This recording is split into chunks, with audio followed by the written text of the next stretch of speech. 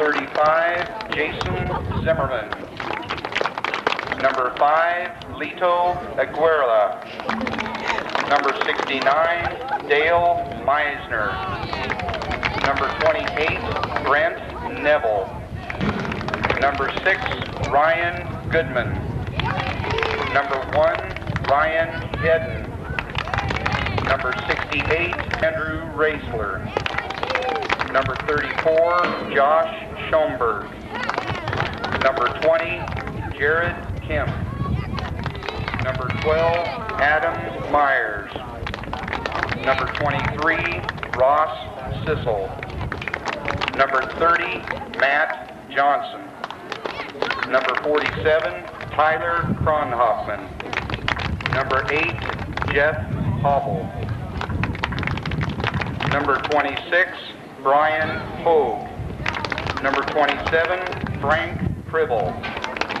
Number 13, Jack Galusha. Number 61, Brett Cheney. Number 25, Jeff Grant. Number 43, Dylan Eamon. Number 63, Jordan Ackland. Number 62, Spencer Lauber. Number 31, Josh Orocho.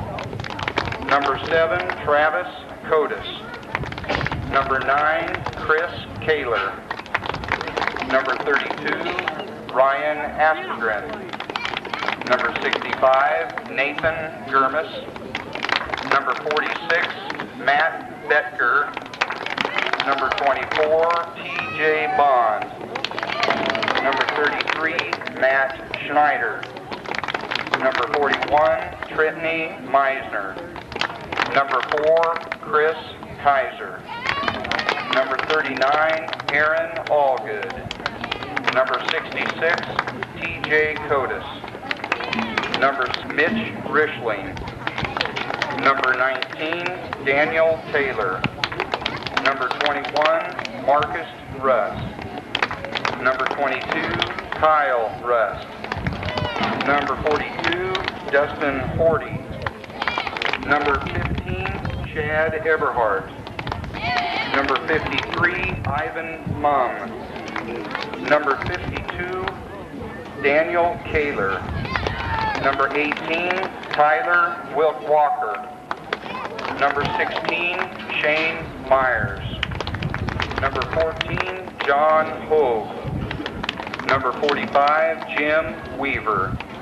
Number 48, Brandon Chopik. Number 44, Michael Brower. Number 54, Nick Dahlstrom. Number 36, Jason Brummer.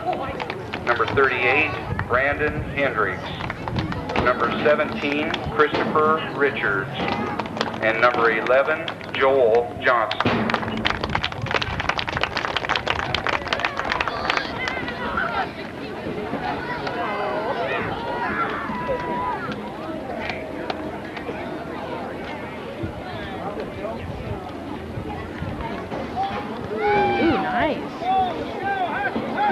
Get it!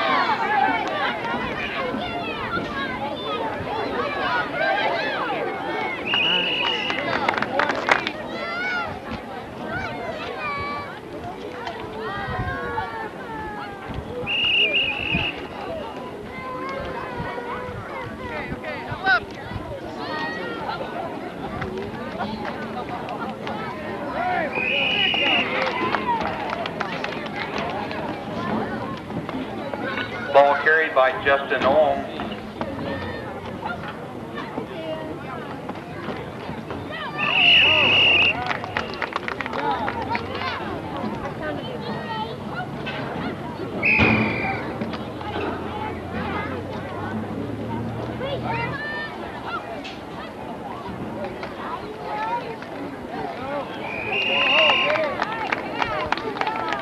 Ball carried by Justin Olm.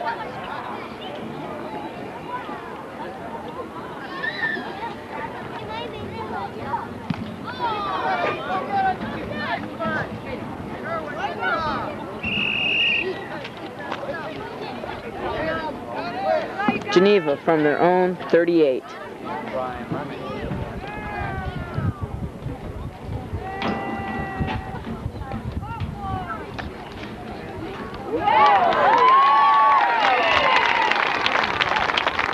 Hedden, the receiver. Pass complete to Ryan Hedden. 2nd and 4 for Geneva.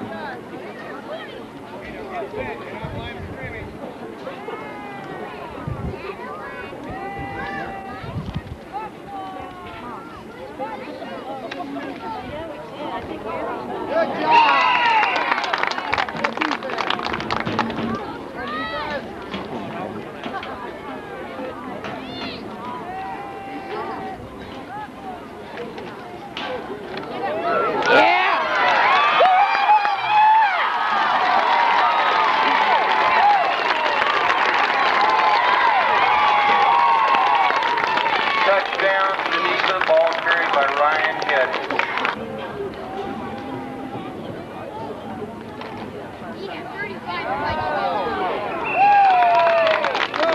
2-point conversion good. Ball carried by Hedden. Number 2, kickoff team. I'm already doing mine.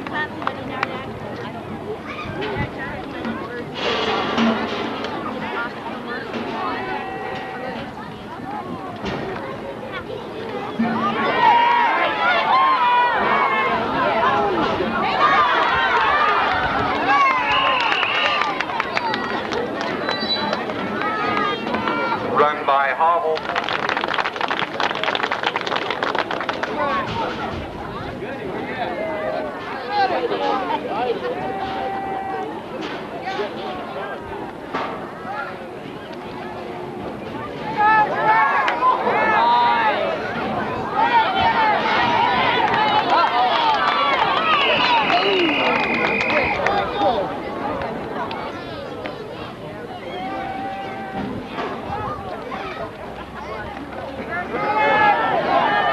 Oh, there he goes. He's gone. He's gone.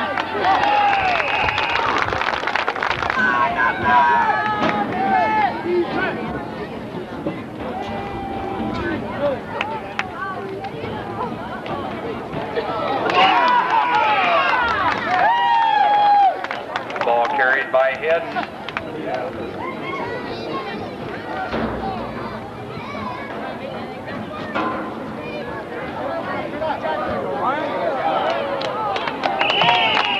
Ball carried by Ross.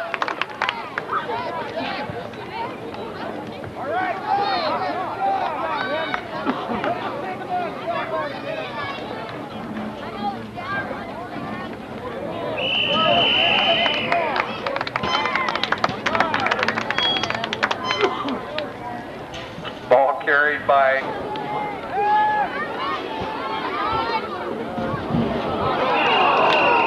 incomplete pass. Geneva takes over on down.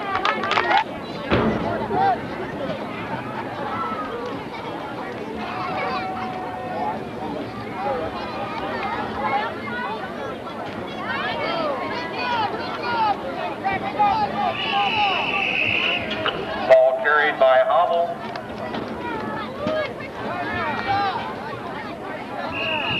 Harry, at halftime, try and get to the top.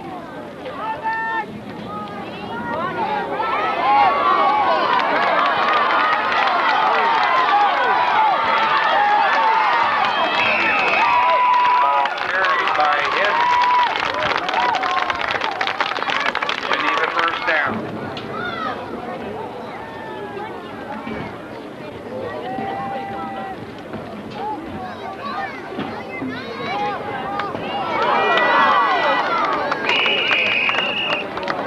Ball carried.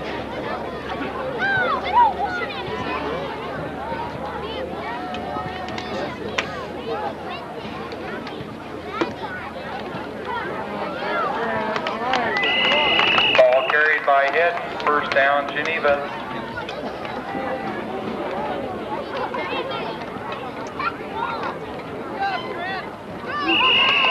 Ball carried by Kemp.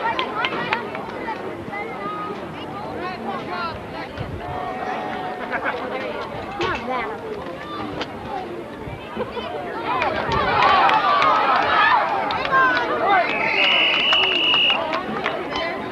Pass to Hedden.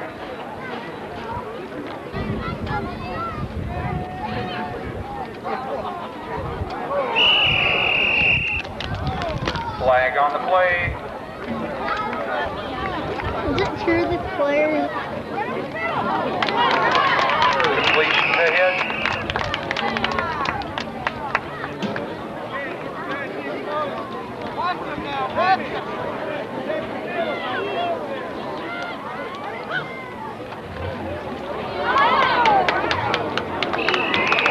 Ball carried by Galusha.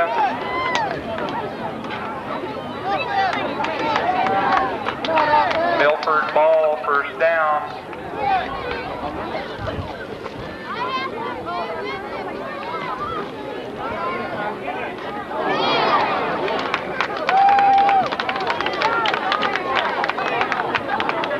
Ball carried by Fiala.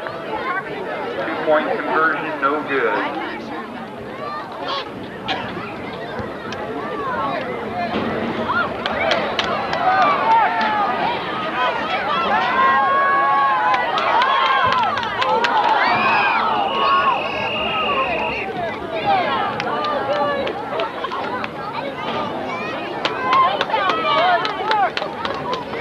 Shavit.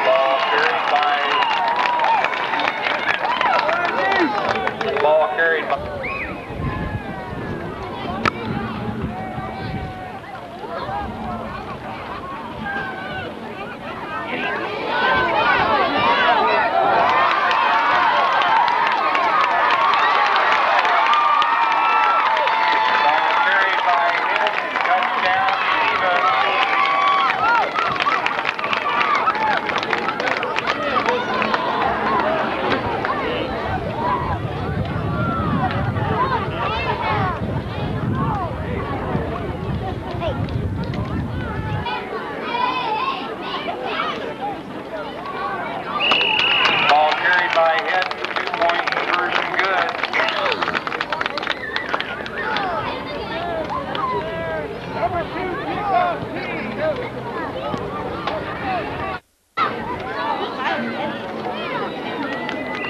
Ball carried by Michael Brower.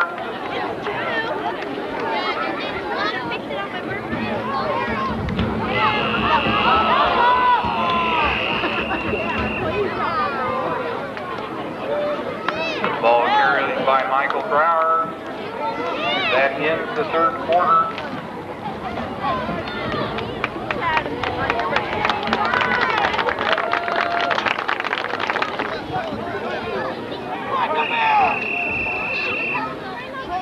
Timeout, Milford.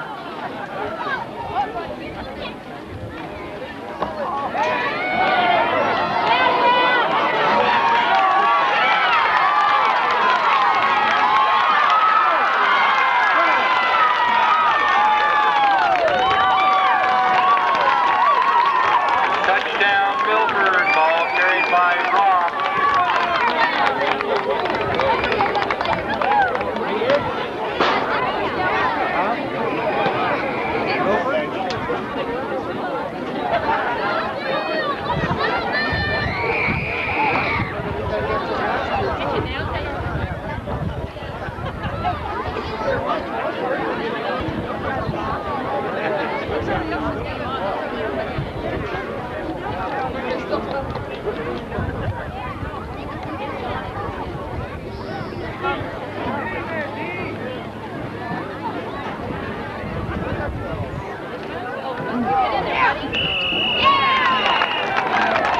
Ball carried by Old. 2-point conversion good.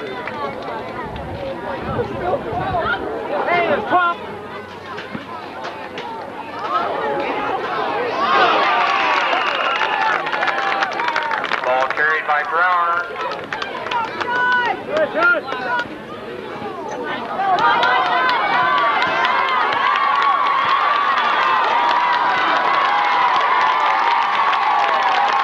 Ball carried by Michael Brower. Touchdown, Geneva.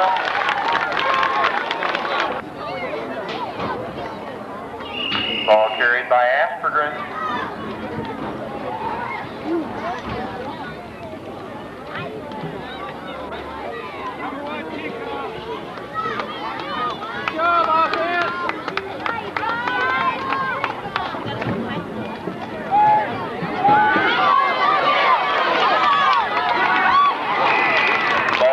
by Biella.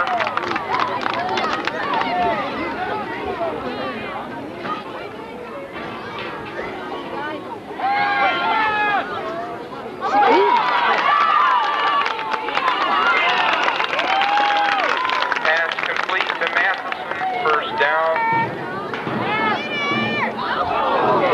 Incomplete pass.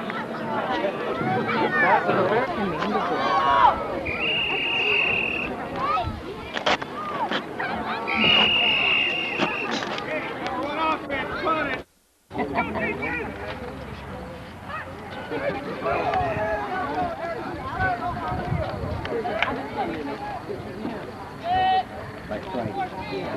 That would have been. Friday. Back there, guys. Get it, Bishop. Oh,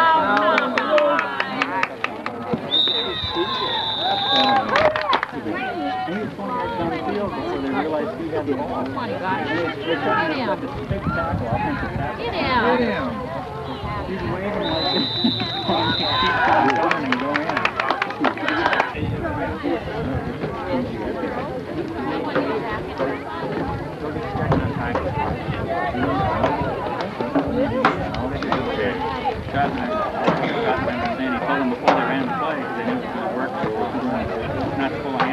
Pick it up and go. Don't come around. Because they're using a football.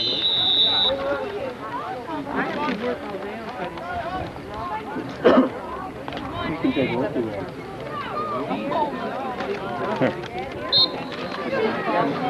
No.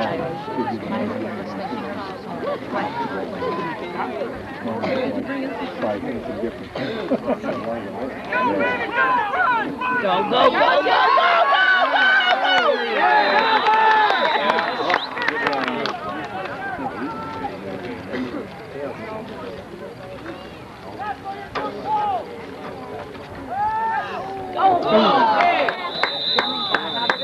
I was going to say, doing me a lot of good here. What do they even have that? I mean, unless it's for the big weekend. Yeah. Oh, sure. I so they brought some high school kids in to play. Go, go, go!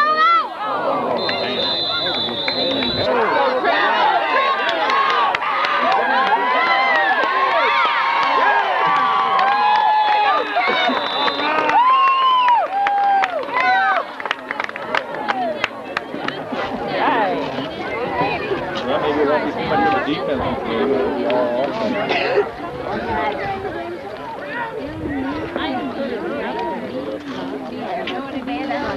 You're mean. You're mean. You're mean.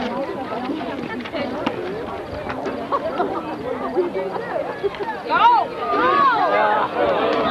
Other than what Brian plays. Right there, yeah! Hang on to it.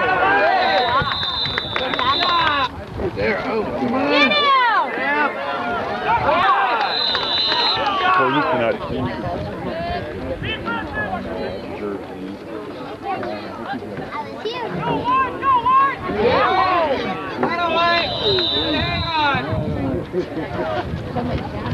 Wanted to see, and I was like, well, I'm sorry.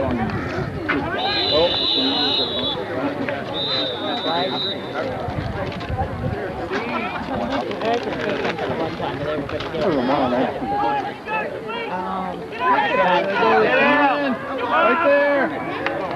I could say send those blockers out there and they just keep knocking them out of the way. It's not coming right back. How can we make arrangements for that? We're supposed to let them know about 2 days in advance or something. Not mine. No.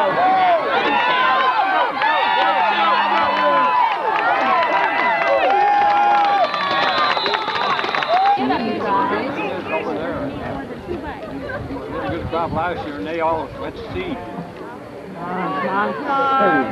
Good job.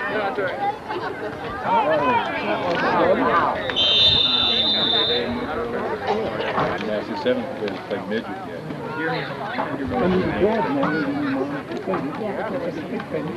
Oh, crap. Oh, no!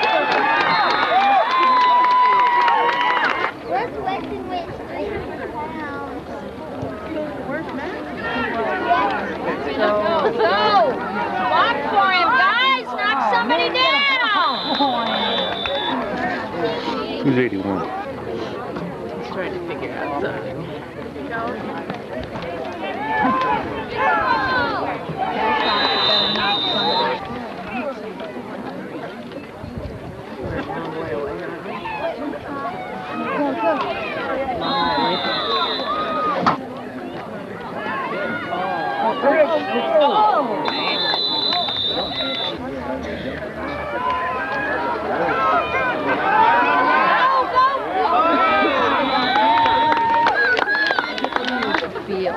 They're not, they don't come down as close.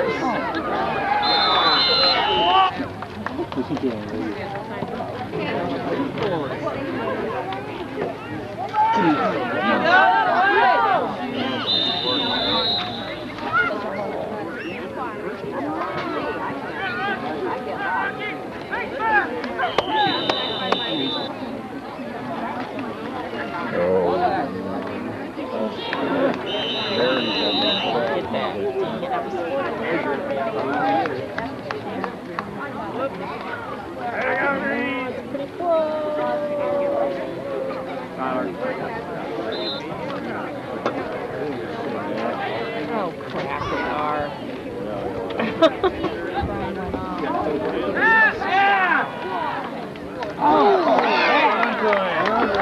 Come on, get it down. No. Good job.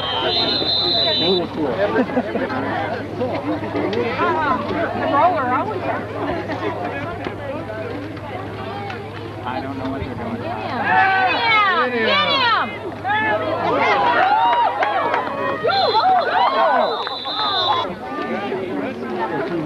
Right there! Who got him?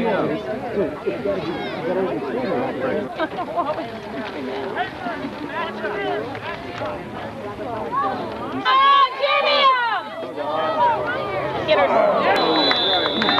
Be there! Tyler. I thought. 3rd and 7. Get in there! Get him, you guys! There it is! There it is, right there! Hang on to it! All right! Yeah! Yeah. He knows how to tech. He knows how to hang on to it.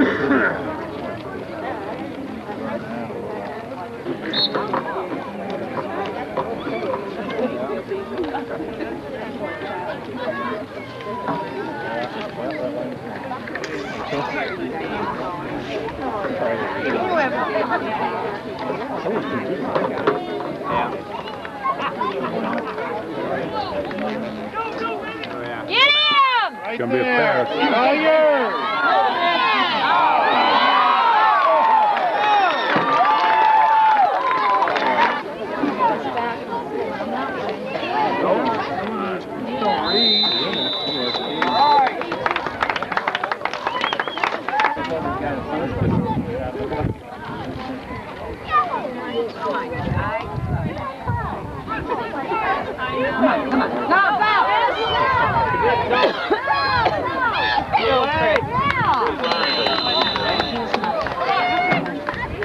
In the middle.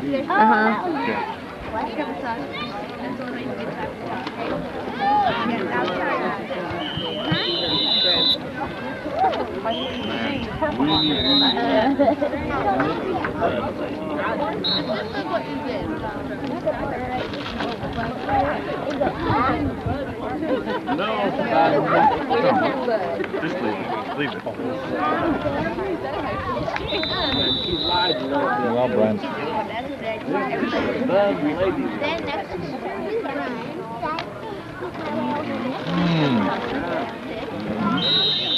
Who's that in there really pushing?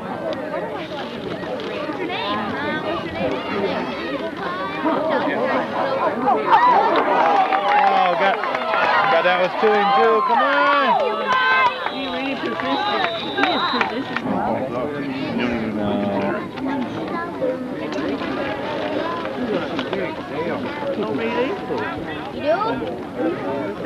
There you go.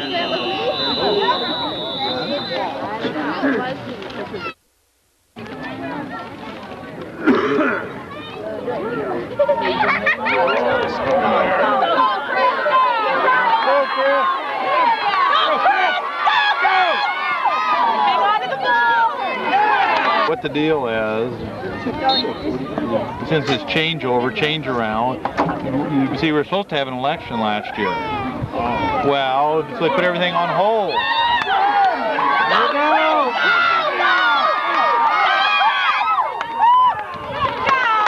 Oh, it's a messed up deal. Go. No, drop it. Go.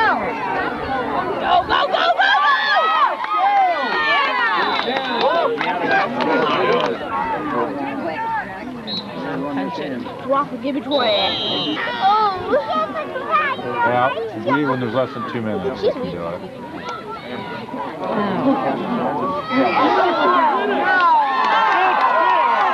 You better get him. What? Go over the first deck, okay? No, I doubt it. They'll probably try to go for it. Let's They go. don't have much to lose. Over the first. Oh, get this. Now what do you do? Go over the first. Some in the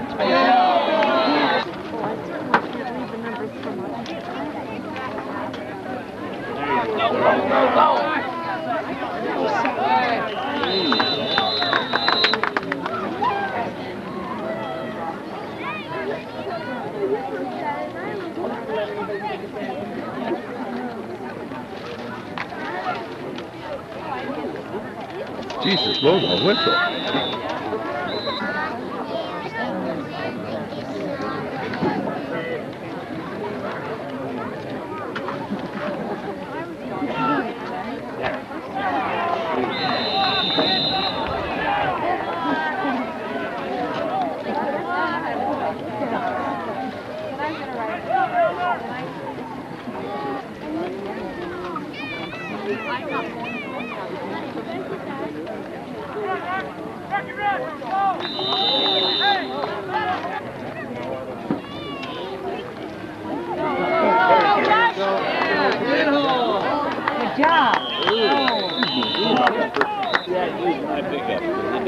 Oh, okay. We'll look you up then. Go! Way to go, Halbert! Good job! I've never run it. Well, I ran out of boundaries. Oh, Bishop!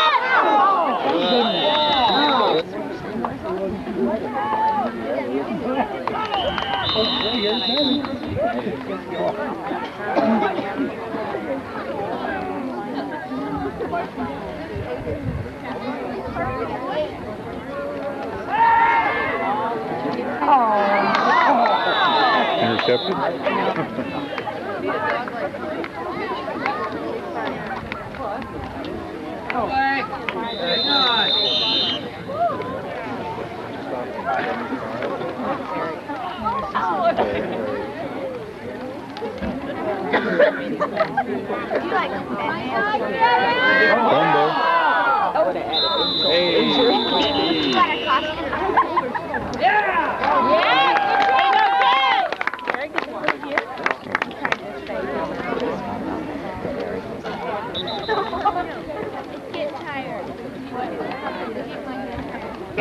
He didn't stop it though.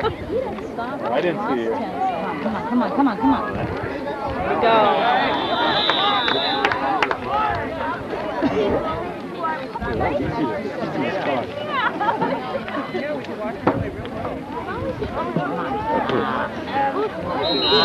Eric didn't get a block.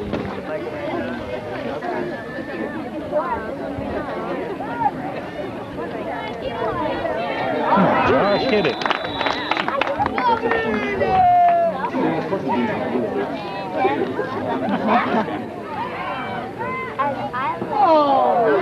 Right there.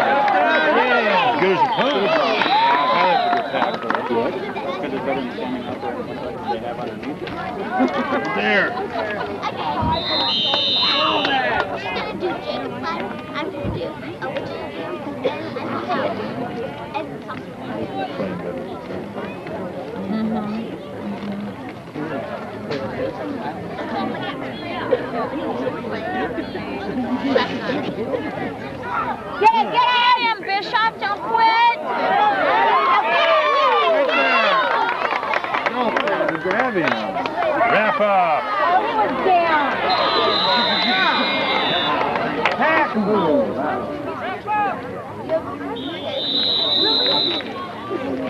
Get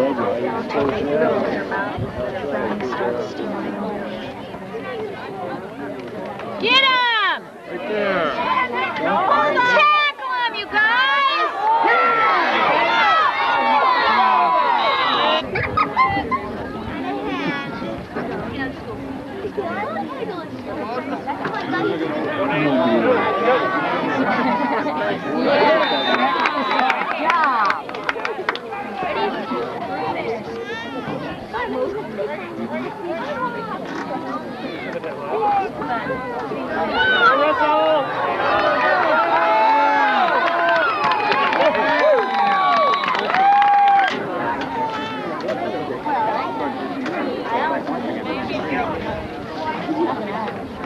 Without me biting.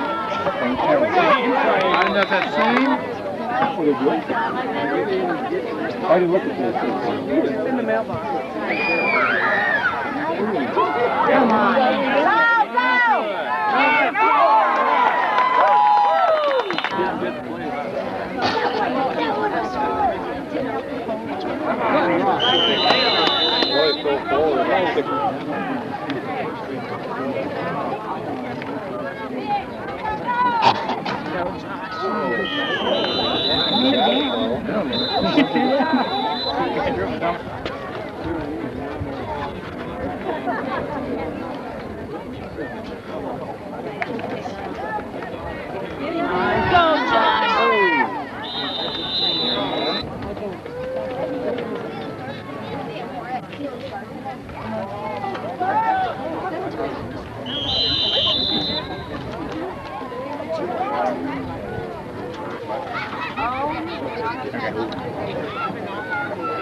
Mark was at practice. Shane, that's not gonna happen. You already put that out.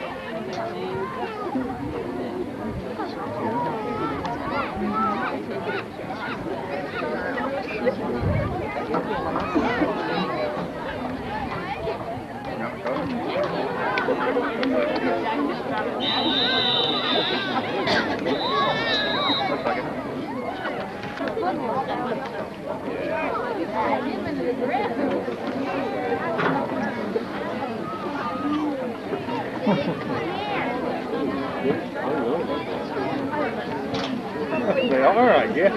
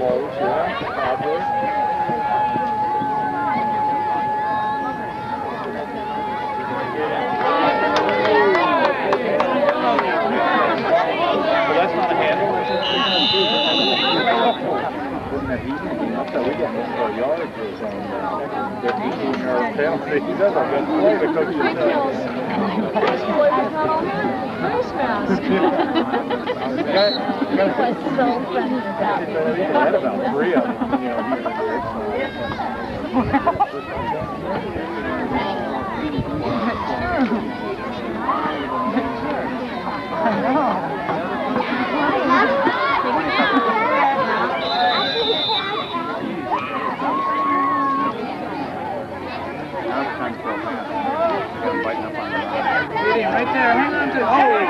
Oh!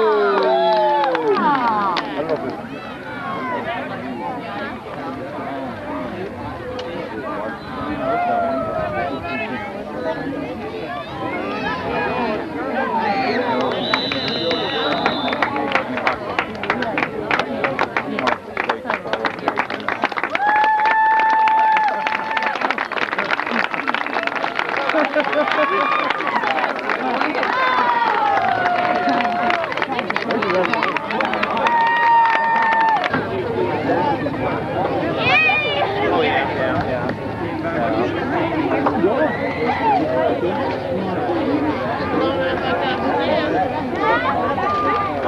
they're a little big.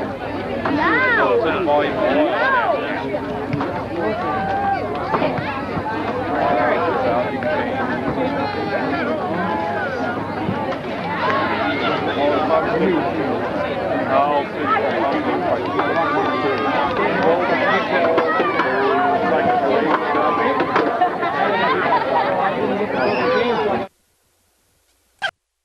in the country. They run a lot of option, and Tommy Frazier, the quarterback, is playing as well as he ever has. On the other side, for Colorado, they do it through the air. John Hessler needs a big game for Colorado to have a chance. I don't know that I've ever seen Nebraska really outmanned, but I have seen times when you could outrun them. Well, and Colorado has the receivers to do that. They'll get the fast receivers. They've got a lot of them with a lot of talent. If they win today, it's because of their wide receivers' big plays. Spread them out, use all the field, and let it rip. Divide and conquer, that's their chance. There's a lot at stake in this ball game today. So it's Colorado and Nebraska ready to go down below. Lynn Swan will be along in a few minutes, but right now we want to join John Saunders. Thanks a lot, guys, and we'll be covering other regional action here on ABC Sports, including USC and Washington. Both teams unbeaten in the Pac-10. The winner will have the inside track on the Rose Bowl. In the SEC, Florida has a chance to move up to #2 in the nation if Nebraska loses to Colorado. We'll keep you up to date on all these games, and your kickoff is up next. His first season as a head coach, only 34 years of age, Tom Osborne on the right. He's 18-3-1 against Colorado. The Big 8 conference standings, it is not unusual to see Nebraska up there. It is unusual to see Kansas up there, but Kansas is losing 27-7 to Kansas State this afternoon. Colorado could take a big step for their future in this game today, but they are facing Nebraska. The Huskers kick it off. It's Herschel Troutman at the 3. Outside of the 15, out of bounds, and there they will start. John Hessler will come in today, the youngster who had to come on as a sophomore in relief of Coy Detmer when Detmer went down with a knee injury. You can see his numbers, not bad, 9 touchdowns as a backup. The Chili starting lineup with the Colorado backs and receivers of these.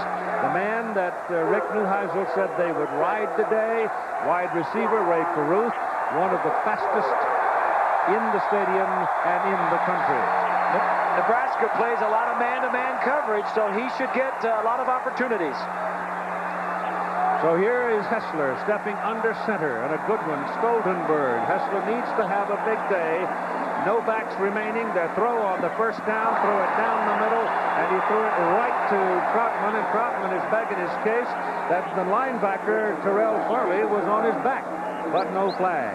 The offensive front for Colorado is led by number 64, Brian Stoltenberg, 280-pounder. They run at about 285 across the front. It's a good offensive line. The middle in particular, the weakest points would be at the tackle position, mainly because of experience. It is second down and 10 from the 15-yard line for Colorado. One little option here, pitch it out to Troutman, gets to the 20, knocked out of bounds at the 21 by Terrell Farley, who last week in his first start was a holy terror, number 43. Defensively for the Buffaloes, you saw the down guys and for Nebraska rather, and you see Tomich and Wistrom, they are good, but Farley is the man. He flies all over the place. He came out of junior college and is now starting. He has 2 interceptions for touchdowns this year and already has 2 punts that he blocked. Well, he is something to watch. Big plays, or follow him. But those 2 defensive ends are also something to watch. On third down and 4, the pass is down the middle of the field. It is caught by Caruth, lost his footing and went down. I think he expected contact. When he didn't get any, he fell down. Well, let's take a look from behind the quarterback. Caruth from the right side. It's a big completion for Hessler, just a sophomore. They wanted to get the ball to their big play man, Ray Caruth. He just stumbled. He had a lot of running room in front of him. Yeah, he'd popped out of there with his speed. He might have outrun everybody. Lyndon Henry comes into the backfield now for Colorado as they have the first down at the 37-yard line. Hessler again throws the ball with plenty of time intended for Tennyson McCarty. No flag. Defending Terrell Farley. So Farley has already made 2 big plays in the ball game. The defensive backs. Mike Minter is the ringleader for the Cornhuskers in that secondary. Tony Veland is a former quarterback, very steady, but it's Minter, the man who flies all over the field. Here are the stories for the day this afternoon for Colorado. Their offense needs big plays from their wide receivers, and defensively hold that rushing attack for Nebraska under 250 yards. Again, no backs in the backfield as the Buffaloes spread them out, and Hessler on second down and 10. Too much time. Have a flag. He burned the clock. So the play was a little late getting in. The alignment was late getting organized, and they used up the 25-second clock. Rick Neuheisel is calling the plays, and by now, Charlie McBride, the defensive coordinator for Nebraska, knows what Neuheisel wants to do, and that is spread them out and throw the football. And they're looking at second down and 15 now here in the first quarter of play. Just getting underway at Folsom Field in Boulder, Colorado, on the campus of the university. Same setup with Troutman going up into a slot. Blitzler back. The blitz is on. The pass to Caruth. He's hit on the sidelines, but gets away and picks up about 7 yards on the play, but it's still going to be 3rd and long as he got away from Mike Minter, and then the defender hit him and knocked him forward. So put the ball just short of the 39-yard line, and it'll be 3rd down and 7. Kansas State beating Kansas 41-7. Nebraska beat Kansas State last week, and Kansas State now has turned on the Jayhawks and are whipping them for their first loss of the season. Hessler's pass thrown to Caruth.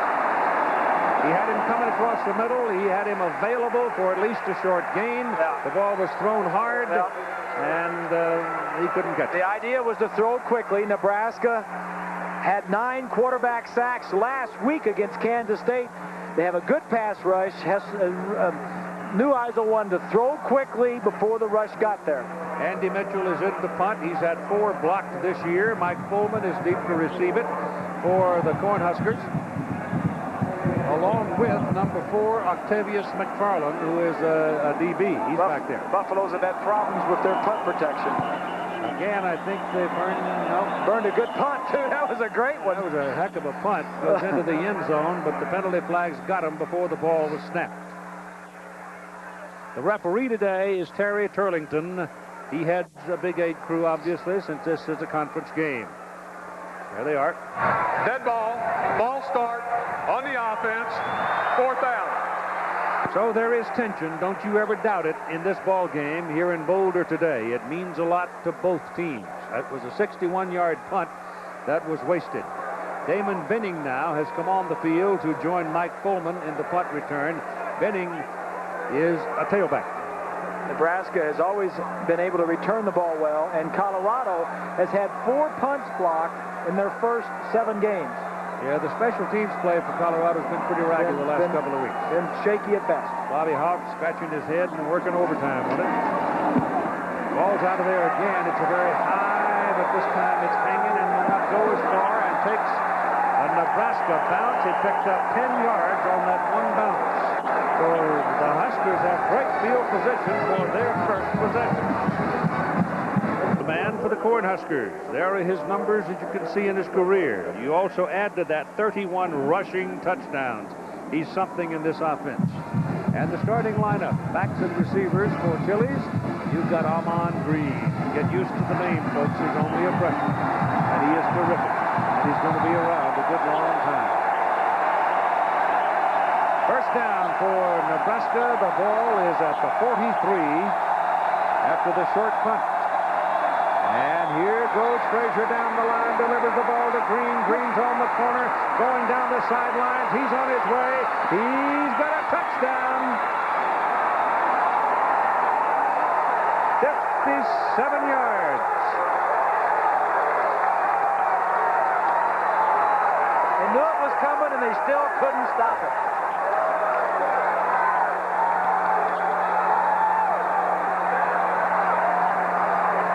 From behind, watch this man right here. That's Black.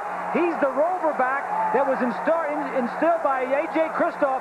He was going to make the tackles from the inside out. He gets hung up on the way with all the trash. The wide receiver, Holbein, number 5, blocks the wide receiver. As advertised, option for a touchdown. They use 10 seconds for the play. 13 minutes and 13 seconds to play in the first quarter. Olson Field is quiet. The Buffaloes are stunned, and the Cornhuskers lead 7-0. Full crowd now as Chris Brown, a freshman, kicks it off for Nebraska. High and deep into the end zone. Lyndon Henry will not return it. And in case you just sat down to watch the game, here's how the first touchdown was scored. Take a look at these 3 defensive men outside as the option's going to come this way. You've got 3 Colorado Buffaloes outside. Look at them. Now watch the blocking when it develops. Right here. Stop it right here. You got Makovica blocking one. You got Holbein out there. That's the thing that everybody misses on this offense, is the blocking by the backs and the wide receivers. Outstanding, and plus, you just outrun them to the sideline. Green outran the middle linebacker. So here comes Colorado from the 20.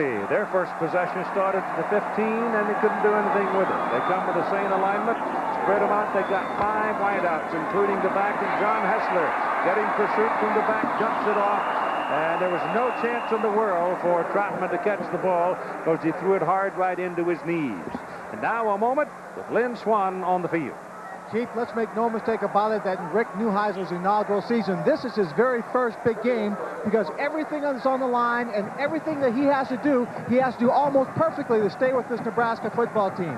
2 things will be tested: his philosophy about staying relaxed and having fun, and his ability as a teacher. If he gets John Hessler prepared well to play a game and not make mistakes, they can match Nebraska. That's the only hope right now for them to stay in this ballgame, Keith. Well, it looks to me like young John needs somebody to get him and bring him back down to the ground because he's pretty jacked up right now. Here's a pass thrown down the middle. It's much too long. Caruth was out in front, but he missed him. He was not as much overthrown as one would have thought about 10 yards before the ball got there because Caruth is so fast. That's exactly right. The fastest man on the team. They say he's been timed in 4.17 in a 40-yard dash. I think most of the pro scouts that have been around, the college people that have timed him, say the 4.2, 4.25. That's still the fastest on the field today. Hessler so far in this game now, they're on their second possession, is 2 of 7 passes for 23 yards. They haven't really tried to run the ball. They tried an option, and it didn't work too much. Here's another pass as Hessler goes down the middle with it, and he misses the man, Darren Chiaverini. Chiaverini was available, and he missed him. Yes, he was, and that was probably the first man that was wide open that Hessler missed. Not a good start for the Buffaloes. Oh, they will have to punt it. Andy Mitchell, who had a 61-yarder, was lost because of penalty, then wound up with a 25-yarder. And Nebraska went 57 yards for the opening touchdown. Number 12 is Mike Coleman, who came over from Rutgers. And Damon Benning is a tailback. I'm sure you've heard that name before. It's out of Omaha, one of the 4 tailbacks out of Omaha. If they let it hit the ground, it ought to go the other way, and it does. It was a tail dragger, and those things can sometimes roll a long way when they're on the turf. And this one will stop at about the 27, 28-yard line. Tonight on ABC, spend Halloween at the Great Party on the Jeff Foxworthy Show, followed by Maybe This Time, then Bette Midler and Sarah Jessica Parker, starred in the network premiere of Hocus Pocus. That's all new, all tonight on ABC. So the ball sits right in between the 27, 28-yard line hash marks, Nebraska's second possession. They come out for the same unit. if they've got Bedrell now out there at a wideout position, number 25. He's another one of those wingbacks or wideouts that can really block you. They just cut you down. Here goes Frazier down the line on the option. Same play they scored on. This time they get Green after 5 yards as Ryan Black. They come out with a nickel-back defense here, and Ryan Black finally made the tackle. Similar play that they ran the first play of the game. The offensive front for the Nebraska Cornhuskers is anchored by number 54, Aaron Graham. That ball, let me tell you this about this big guy, and they've got 300-pounders up there. But this is a year of a lot of good centers around the country. But this fellow is almost in a class by himself. He's up there right with the best. On second down, here comes Green, and taken down at the 36-yard line by Donnell Liamidi. So if we have Nebraska punting today, I'll give you the stat on Graham because it's remarkable. The defensive alignment for Colorado is led by that middle linebacker, Matt Russell. He is one of those flyers. He goes all over the field. He's just a record. And if he looks like a clown, it's because he is the comedian. He's the team comedian, keeps everybody loose. Kerry Hicks playing a little dinged up in the down group, the front four. But they need some big effort from that middle group, the down group, to handle this Nebraska offense. It is third down and 2.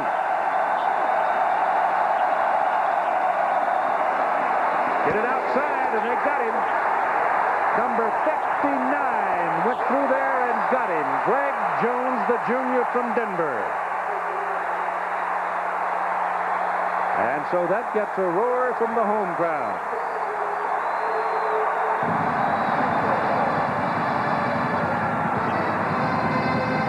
The defensive backs for Colorado, Steve Roscoe, the free safety, is also the punt returner, and he's the man dropping deep right now to accept the punt from Jesse Koch. Aaron Graham is the center on all the snaps. He gets the ball back to the punter, 0.7. And he has never had a bad snap on a punt. Ball goes right through Ruska's hand. And he's lucky to cover it. It went right through his hand. Because he was looking at the man bearing down on him, didn't look the ball into his hands, and almost had a catastrophe. Well, first of all, it's a poor punt, and Roscoe wants to get over there and stop it from rolling. He grabbed it and looking at the defensive man coming down at the same time and was fortunate to get back on the football. So the Buffaloes are having a hard time getting started. Maybe a little bit of nerves playing in front of the home crowd. Northwestern comes back to beat Illinois in Champaign, 17-14. More testimony to the mettle of the Northwestern Wildcats this year. Champaign is not an easy place to win. Here's your first real running play of the ball game. And voila! It worked for the first down as Herschel Troutman goes for 13. Troutman is the one in the backfield that has the explosiveness. He's not big, only 5'7", but he, along with those wide receivers, have big play written all over him. Terrell Farley has just come off the field, injured for Nebraska. It was only his second start. So move the ball to the 28-yard line for the Buffaloes. They've got a first down, and Hessler throwing again down the middle. He goes with it. Pass is caught. Thrown a little bit behind the receiver, Caruth, but it's another first down for Colorado. Now all of a sudden here is a buoyancy that we have not seen before. Now here's what Colorado wants to do. There's one receiver, 2, 3, 4. Now watch as the receiver is just going to break to the inside. You spread them out across the field, take short drops, and throw quickly before the defense gets there. It's a nice job of the receiver helping Hessler out. That ball was thrown behind him. Lyndon Herring at the backfield, first down at the 43 for the Buffaloes. Henry's got the ball. Big strong fellow turns it inside, picks up about 4 yards. And right now we're off to New York with John Saunders. Thanks a lot, Keith. As you know, Nebraska needs that victory because Florida is hot on their heels in the polls. They're facing Georgia today. That's Danny Werfel, 14 yards to Ike Hilliard, then 2 yards to Chris Doran. Just like that, 14-0, the Gators on top. Keith. They can really hit you, can't they? Oh, yes. Yes, yes. Poor old Ray Goff. He just had all the wheels knocked off his wagon, though, when he lost Edward. You lost Edward. Injuries are everywhere. Yep. Hessler back, pressure coming, pass away, good to Trotman, shakes one, got a first down, shakes another, still going. Fine run by Trotman, short pass, big one, 32-yard line of Nebraska, first down, Colorado.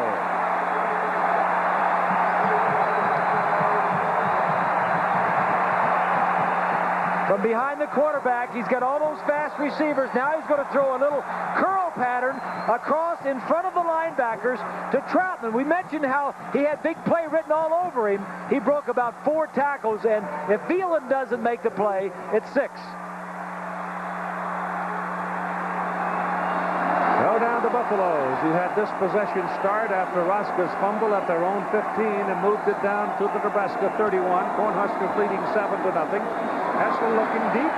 Caruth is there, and it is incomplete, and he went right past the hand of Tyrone Williams, and I think may have obscured the vision for the receiver. Yeah, good point, Keith. At least obscured the vision, if not deflected this ball. It's the only chance that Williams had.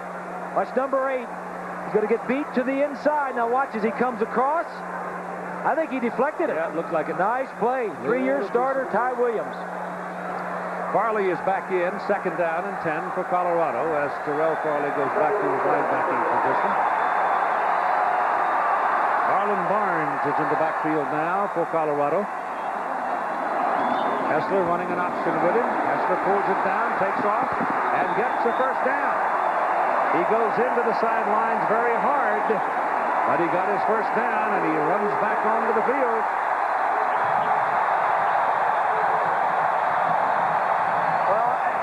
You all know that Hessler is playing for Coy Detmer, who is out for the year with a knee injury. And one of the things that Hessler does a lot better than Coy does is run the football and run the option.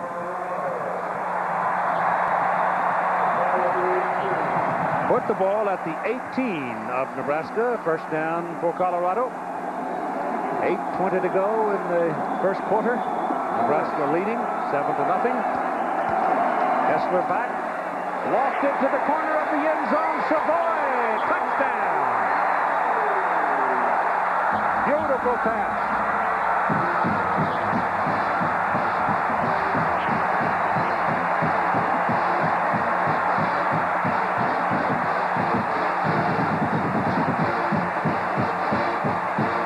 Well, here's what the matchup that you wanted right here.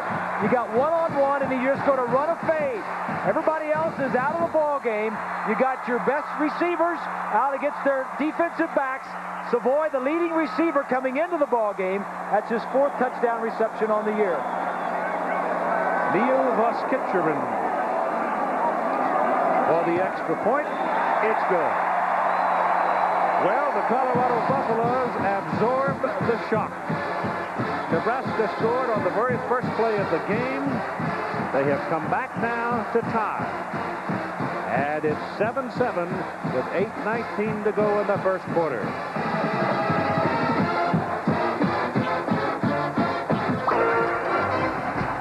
Another Buffalo.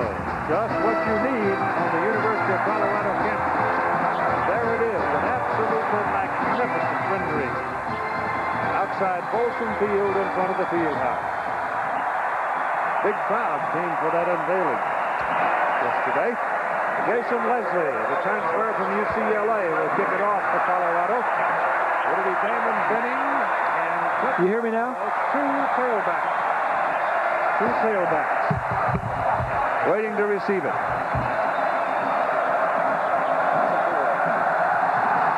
Leslie hammers it. Not much wind. It's going to go way back into the end zone, and Childs will not return it.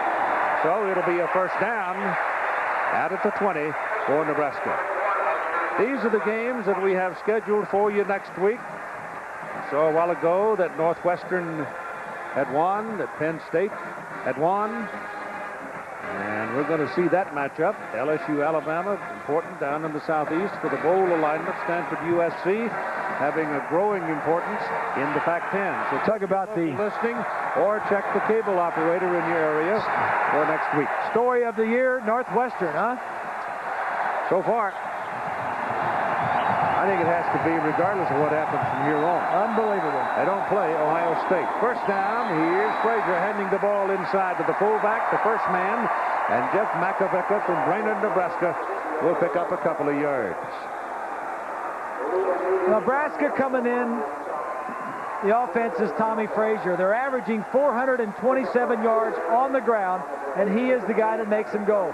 Defensively, they have got to put pressure on quarterback Hessler. They did that the first series, the first two series. The last time Hessler got it. Second down and 8.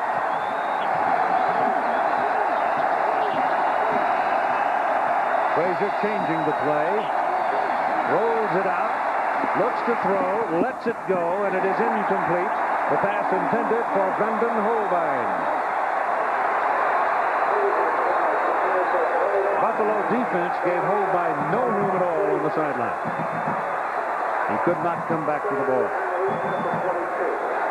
These Nebraska wide receivers, Keith, and I'm talking about Ball and Holbein and Clester Johnson and Vedral. They're not wide receivers like the wide receivers of Colorado. They are more blocking backs and running backs playing those positions. They are great blockers because of the system. A lot of moving around before the snap.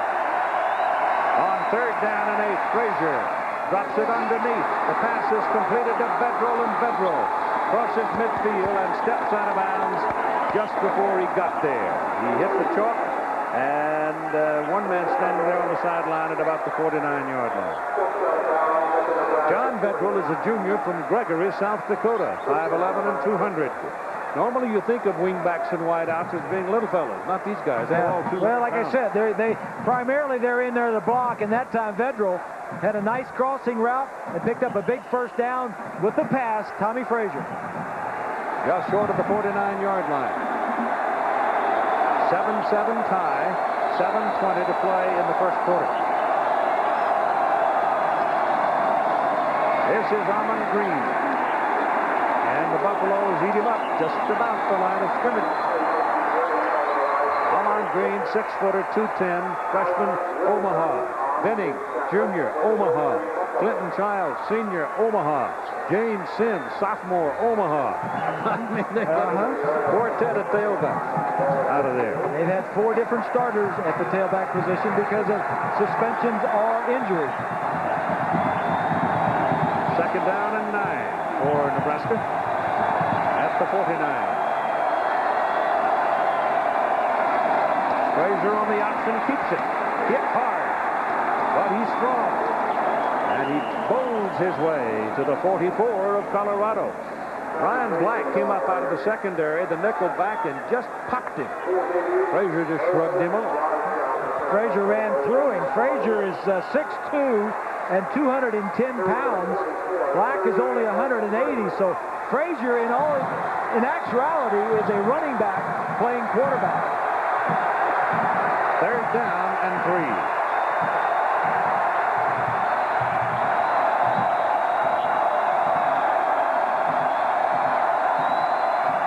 This is Green, close to the first down, but I don't think he's got it. The ball popped out of the stack. They're calling it down. Calling him down. All that running is for naught. But I'm not at all sure that he picked up his first down. Tommy Frazier wasn't going to trust the officials' signal. He ran after him anyway and tried to tackle him.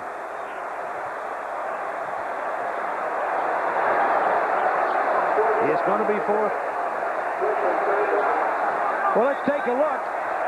Third and short, and they hand it to their tailback. The ball is out. The ball is out, clearly out, before he hit the ground. So the Huskers got lucky. Yeah, that's a call that went Nebraska's way. 4th and 1.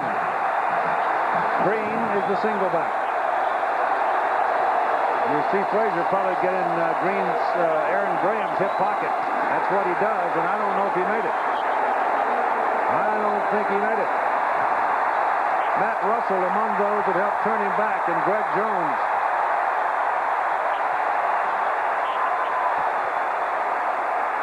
They'll measure.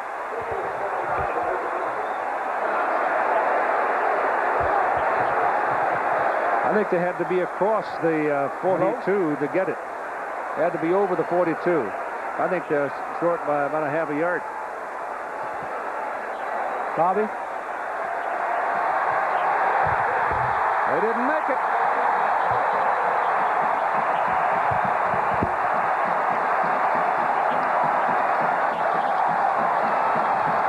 There you go, 3rd and 4th and short. Defensive line goes down below the offensive line. Big play for the defense, Colorado.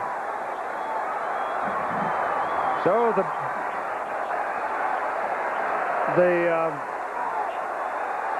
shock of that opening touchdown by Nebraska, and now all of a sudden Colorado is really flying high. They come back to score, and now the defense has stopped Nebraska in the middle of the field. They had a touchdown, Keith. They almost had the touchdown. Yep. On the 42, Hessler sets up and throws short. He had Ray Caruth and missed him. Now here's some news from John Saunders. Listen. Well, Keith, the guy sitting next to you is going to like a look at this highlight, because Sonny boy Brian Griese going 75 yards to Amani Toomer. He takes it the rest of the way for the touchdown. Michigan is rolling. Tim Diakabatuka has a couple of touchdowns, but not bad, eh, Dad? Back to you. The old Pappy's got a grin. Not bad. 4 yards wide. Yeah. There he blames me for the interceptions. He takes credit for everything else. That's great. 2nd down and 10. And Colorado spins a timeout. 4:50 to go. And it's 7-7 between the Huskers and the Buffaloes. Touchdown.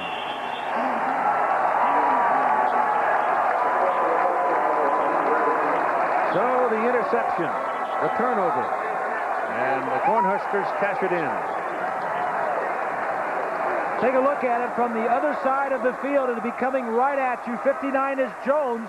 The tight end, 88, that's Jackson. He doesn't do a very good job of blocking, but he doesn't need it. Inside, Green, who only weighs 210 pounds, just takes the tackle of Russell and pulls him in the end zone. Chris Brown, a freshman from South Lake, Texas, who has some leg, knocks it through. We watched him hit 55-yarders in pregame warm-up. This football game has determined the Big 8 Conference Championship over the last 8 years, and it looks like it's going to do it again this year. With 2:52 to play in the first quarter, it's 14-7 Nebraska. But if there's one thing that Nebraska and Tom Osborne's offense doesn't need, and that is help and good field position. That time on that drive, they started from the 13-yard line after the interception by Farley. The Huskers come into this ball game with a 20-game win streak. They've already locked in 34 consecutive winning seasons, and the records just keep rolling up. Oh, it's unbelievable. You look at some of the records. 206 straight sellouts at home. They're a pretty good road team, Keith. One of the best in the nation at winning on the road. In fact, their road record the last 6 years is 22-4-1. Troutman, you saw him there, number 5, waiting. Along with Lyndon Henry, 2 tailbacks. Chris Brown will kick it off. Both Brown and Leslie appear to be capable of keeping the ball in the end zone all day long if they so choose. But this one won't get there. It's very high, though. Very high. From the 2, it's Henry. When you get the ball up that high, you're going to get pretty good coverage, and they did. They take him down at the 15. That's the second time here in the first quarter that Colorado has started a possession at their own 15-yard line. Well, we mentioned early on that the special teams for the Buffs have not been that good. And it makes a difference where you start your field position. Kansas State beats Kansas 41-7. Both schools in Kansas had their first loss of the season. K-State whipped in Lincoln last week by about that same score, wasn't it? 42-7? Something like that. And today they turned around and whacked the Jayhawks. Hessler comes up now, 5 of 14 so far here in the first quarter. This is Henry, and he gets maybe a yard and a half on that carry.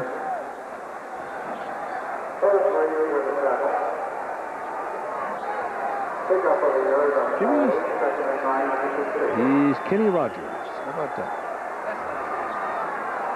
Kenny, in his shirt sleeves, will tell you how warm and comfortable it is if you don't get in the wind. Be sitting there where he is, a little balcony outside of Rick Neuheisel's office. Yeah. Very cozy and warm. Beautiful morning. Hessler back, quick pass again, and it's badly thrown. Thrown behind Lyndon Henry. The idea there is to get the ball to your halfback who is out lined up as a wide receiver on a linebacker and let him catch it and run. Just missed it. You got to know when to hold him and when to fold. Oh, when to fold him. Not bad, Bruce. Can you pick two? No, I can't. Third down and 9.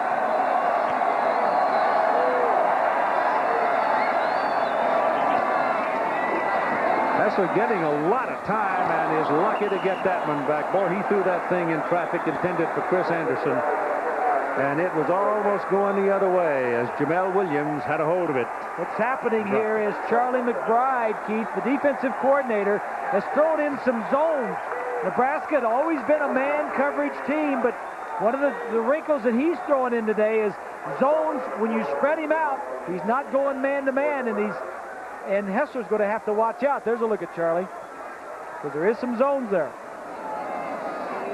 Hard Mitchell is in, and he's going to give Nebraska a pretty good field position as Damon Benning and Mike Coleman handle the punt. No pressure on him. He gets it out of there, gets it across midfield, and they're going to take it. It is Benning stepping up and catching the ball at the 48-yard line. So it's a 37-yard punt with no return. We had an old friend of ours who's been with us a long, long time, Jerry Reuter, who is normally our crew telco manager, had a little stroke last week. Jerry is in an Iowa hospital in Iowa City, University Hospital, and recuperating and resting, and we wish him the very best for he and his family. Is that the only picture we had of Jerry? I mean, had he eaten something? Eating donuts, chocolate-covered donuts. That's right. One of his favorite things to do. Runs a lot, healthy guys. All right, it's Benning and Makovica lined up this time behind Frazier in that power eye set. And Frazier still got it, looks down the middle of the field, he goes to the side, and the pass is completed to number 33, Lester Johnson, and Johnson canters on in for a touchdown. Lester Johnson, 210-pound senior from Bellevue, just went up and took the ball away.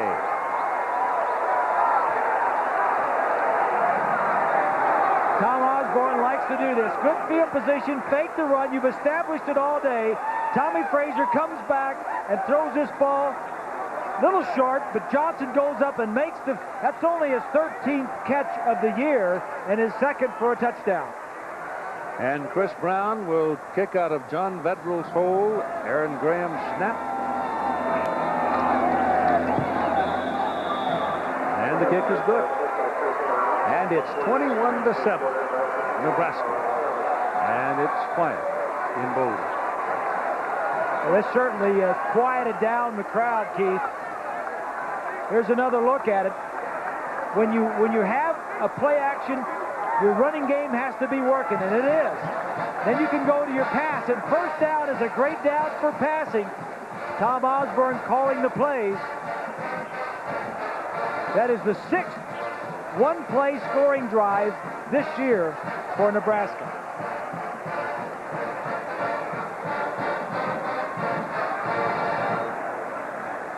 John Hessler has had 2 very bad possessions now as a result of Charlie McBride and the defensive secondary people changing their tune. Well, and Rick Neuheisel was telling us yesterday that one of the things they wanted to do is at least get the ball offensively to midfield before you turn it over or have to punt it. You don't want to give it up on downs around midfield where they can just do anything they want to do. At least offensively get it to the 40 or 50 and then punt it so they'd have to go the length of the field. 1:47 remaining in the first quarter. It's been a long quarter. Brown will kick it off with Henry and Trotman waiting for it.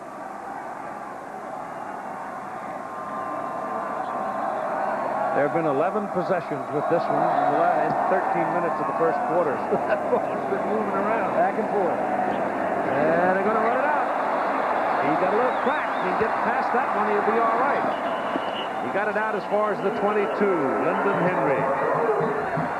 He was close to breaking a pretty good play there. Yes, he was. So at least they get it across the 20. Ohio State pounded Iowa 56-7 at halftime. And Tennessee has scored 56 against South Carolina today. Only loss for Tennessee was at Florida. They're a pretty good ball club. And the one we noted a while ago, Kansas State beating Kansas. Northwestern over Illinois. Going to see Penn State will test Northwestern next week. Guarantee you. Hessler's in there. Let's see now if the youngster's been able to settle himself a bit. Give it off to Lyndon Henry. Henry took a shot in the back from Wistrom, Grant Wistrom. Well, not only is Nebraska good offensively with the run, they lead the nation in rushing yardage, but defensively, they're second in the nation at stopping the run. They only allow 73 yards per game on the average. There's another kid in that defensive front, though, that's playing a lot more as the year going, named Chad Kelsey, and he was involved in that last tackle. He was on the bottom. He's a true freshman. Yep. I mean, he's getting a lot of playing time now. Good one. It is second down and 9. Hessler's pass on to Caruth, and Minter really popped him. Mike Minter, junior from Lawton, Oklahoma. That's just a nice play by Minter. He was out all last year with a knee injury. The championship season, he missed it. Here's Minter here now. When the ball is thrown out here in the flat, he's just going to react up to it. He's the safety. He sees it in front of him, and watch how quickly he gets up to shut it down. Majoring in engineering, he and Beal and both, the 2 safeties, very bright. No back.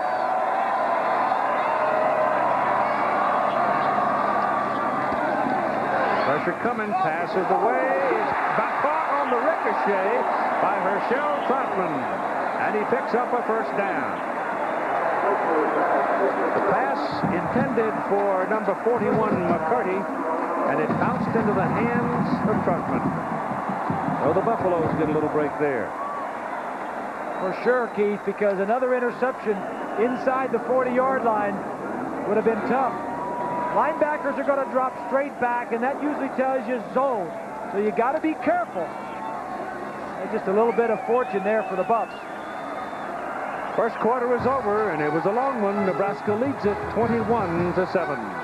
Down at their own 37-yard line as we start the second quarter with Nebraska leading 21-7. And it is Herschel Trotman turning back into the middle. The Peters brothers, Christian and Jason, are out of there right now. And so they test the middle and find 3 yards.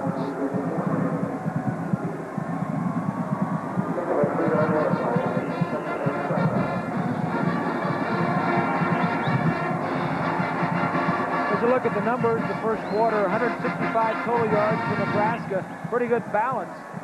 Third down conversions are pretty good. The 1 turnover for Colorado turned into 7 points for Nebraska. Second down, short 7. Trotman pops it over the left side. Gets on the Nebraska side of the field, inside the Cornhusker 47. So a good tough run by Trotman. And some pretty good blocking on that side from Smith and Irwin.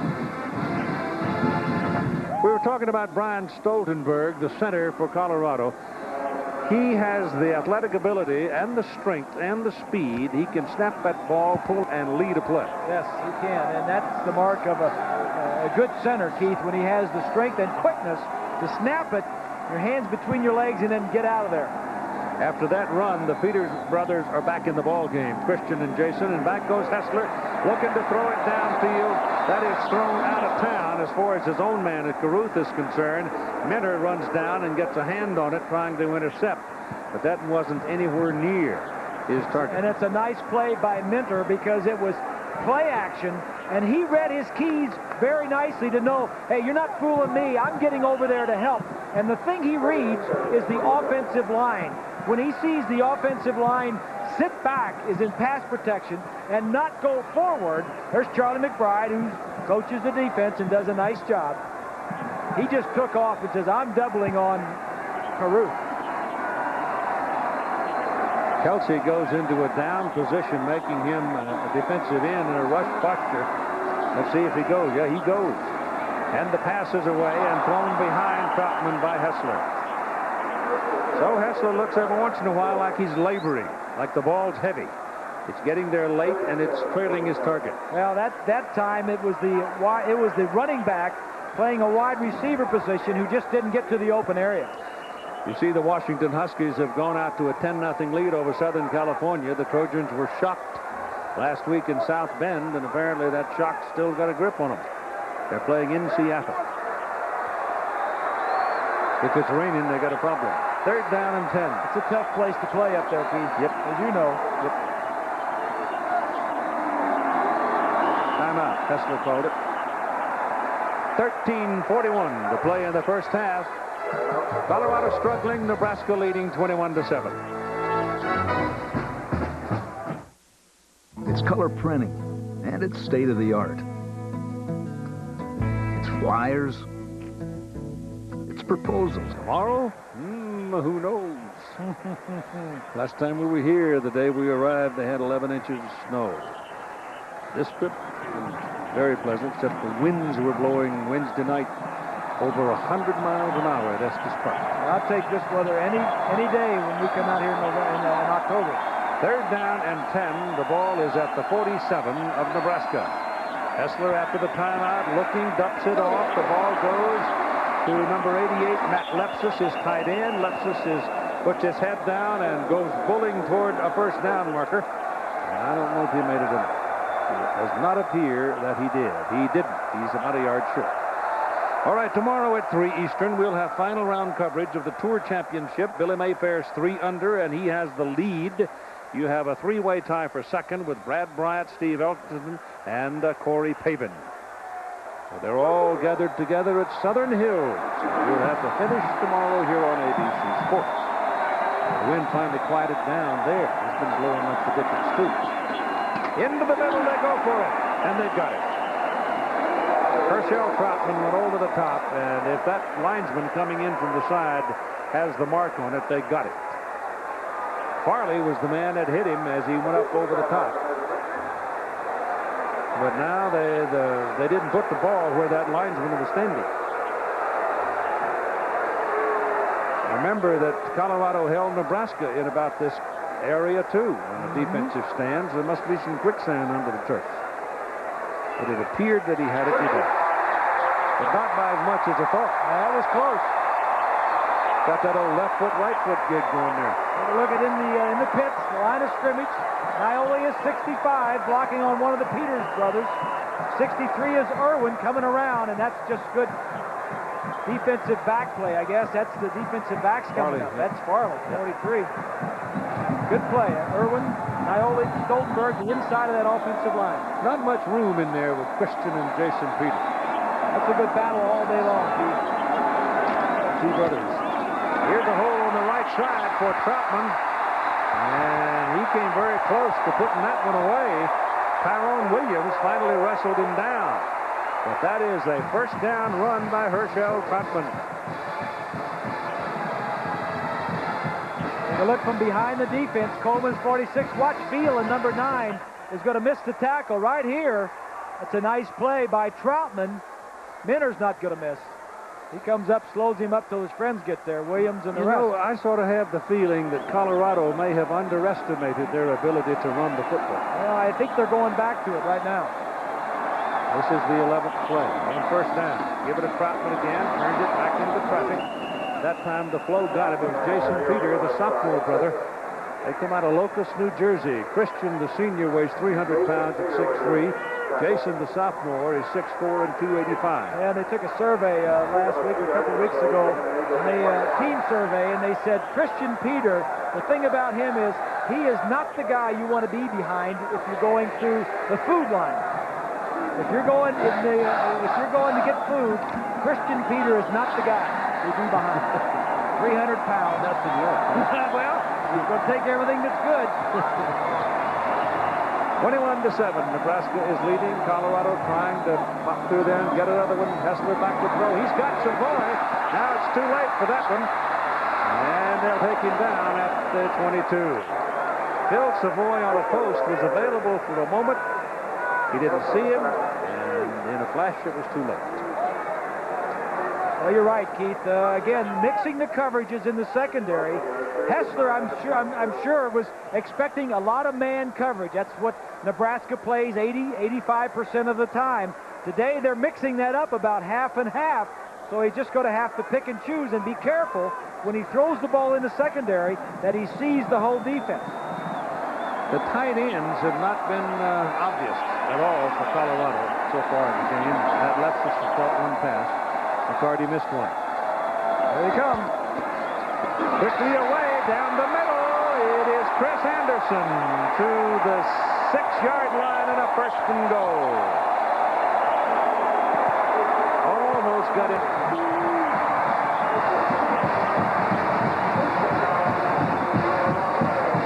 Well, quarterbacks, look at the single coverage right here. Everybody's lined up. Watch what's going to happen. The receiver's going to come down right here, and that's going to be a little wide receiver screen. Now, Anderson is big. He's 6'3" or 6'4". He just drags Williams, makes sure he has the first down.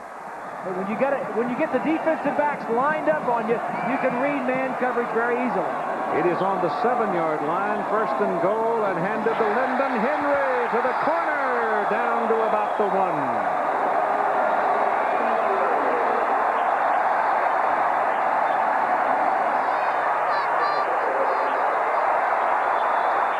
Tony Veland and Michael Booker kept him out of the end zone. It's a big drive for the Buffs, Keith. If they can answer here, kind of bring back the shock that they had from that last touchdown.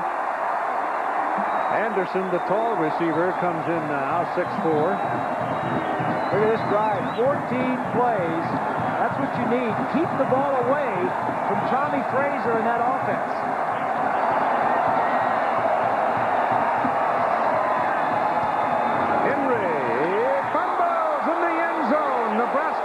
Can't get it. Colorado's covered it. Touchdown. Keith Irwin was the big guy in pursuit of it, and he got it. He went after that ball like he was covering a pumpkin or something. Now, Ole is the injured player for Colorado. Chris Nioli, the right guard. Here's a look at the play from the other side, from ground level behind the defense. 63 is Irwin, who's going to pull out, gets a block. Who knocks that loose? Is that the middle linebacker? I couldn't tell, but it came out with some authority. Definitely did. And Irwin, who is the left guard and who pulled on the play. They're lucky that the ball didn't go all the way through the end zone. You're exactly right. So that had a lot of momentum. Yeah. And that thing could have gone right through the end zone and been wasted. Heath Irwin is the nephew of Hale Irwin, who Hale Irwin, the golfer, who was an All-American here at Colorado, the same secondary with Dick Anderson, a former teammate of mine. So the Buffaloes get on the scoreboard at 9:34 to go in the second quarter. And now they'll try to, Skitcherin will try to make it a 7-point game. Tom says, well, we'll just go down and score some more points. We're averaging 54 points. averaging 54 points a game, so we'll get some more. It was Ryan Terwilliger that knocked it out of there and caused the fumble. And the kick is up, and the kick is good. So it's 21-14 Nebraska with 9:34 to go in the first half. And here's a replay showing the fumble. Here comes Terwilliger, right there. But the Buffaloes cover it for a very important touchdown. Jared Tomich, incidentally, defensive end for Nebraska, has gone to the clubhouse with an injured back. High kick, carrying deep into the end zone. Childs will take it and put it down. Speaking of Hale Irwin and golf and all this other stuff, the Tour Championship. Oh, you sandbagger. This is not a card from the Tour Championship, but rather my partner. You shot me. Finally, he had a birthday recently, and he shot 67. Shot his age last Monday. Thank goodness we don't have to listen to all this crying and moaning and groaning. He finally shot his age. We're going to send you out on the tour, partner. I'm going to retire. I'll never win another game. Yeah, you'd be leading the tournament. You've been playing in I should have known better than to trust one. I should have known better than to trust Lynch one. Yeah. And we don't know. You may be lying about your age, too. I am, as a matter of fact. Yeah, I know. On first down from the 20, Brian Schuster, who is a junior from Fullerton. Didn't get much on. They got a yard. As Hessler on the left, Neuheisel on the right. Rick, of course, a quarterback at UCLA, an MVP in the Rose Bowl. Played with the San Antonio Gunslingers. He did.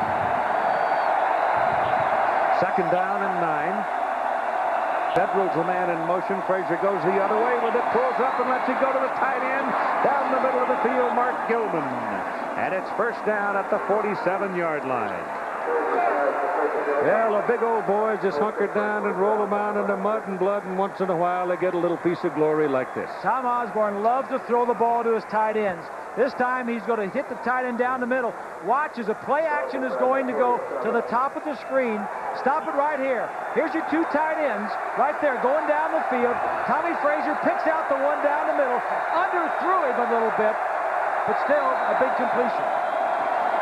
And on first down, they give the ball to Benning. And at tailback, Damon Benning is a 205-pound junior out of Omaha. Last year's game, Keith, the Nebraska killed Colorado throwing to their tight ends. In fact, 9 of the 12 completions that they had last year were to tight ends. Amon Green scored on his very first carry from 57 yards for the 7-0 lead, first play of the game. His last 7 carries, though, has been pretty quiet. He's gained 6 yards.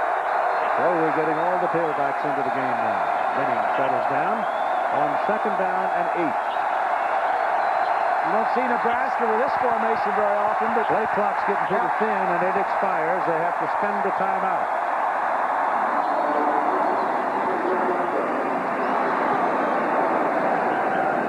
Recently, the Broncos and 49ers every day.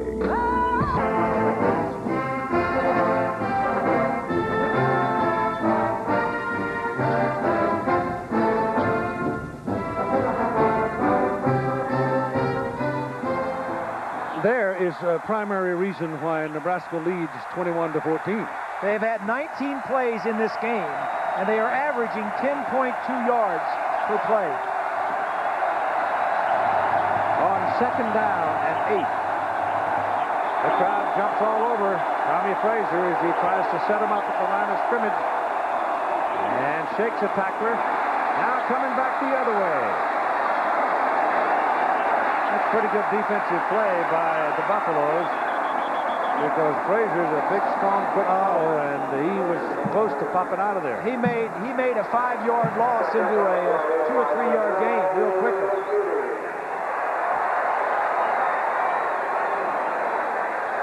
He puts the ball at the 47-yard line of Colorado.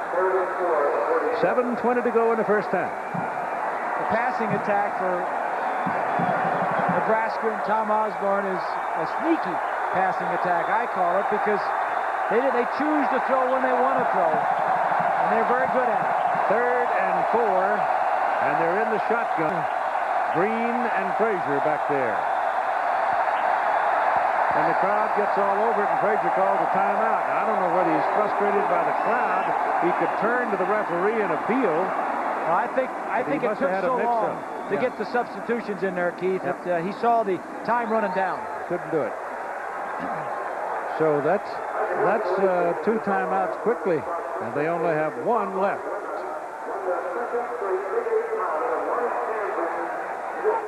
On the sideline, he has a sprained knee, the right knee. He had a brace on it, so the doctor couldn't check it out, so he had to go inside so he could drop his pants, get a good look at it.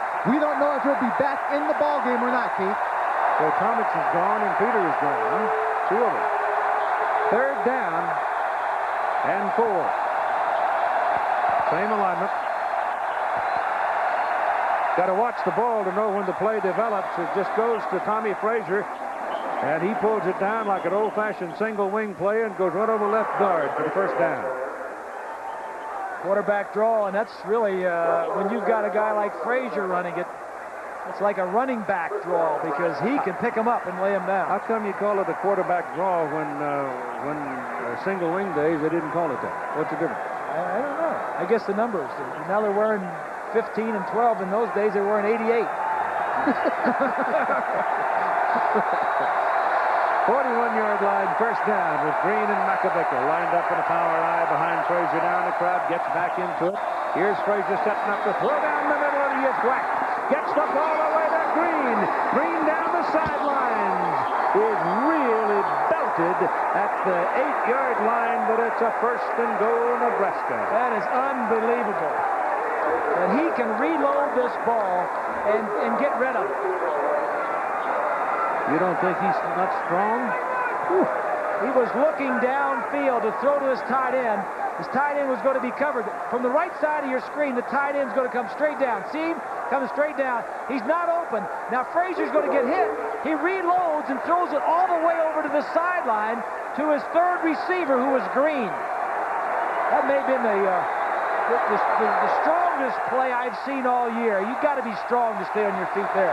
Green left the lineup. Benning is in at tailback. He had to go get a new hat. They hand it to the 1st man, the fullback. And that's pretty much a wasted play. Makovica gets virtually nothing out of it. Any other quarterback, Keith, in that situation is on the ground. He makes a big play out of it. You bet.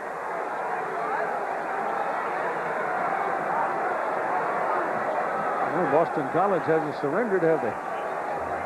That's at halftime. Tommy Frazier is 5 of 6, 149 yards, and 1 TD. He is the leading passer, efficiency-wise, in the Big 8 Conference, but he doesn't have enough to qualify in the national ranking.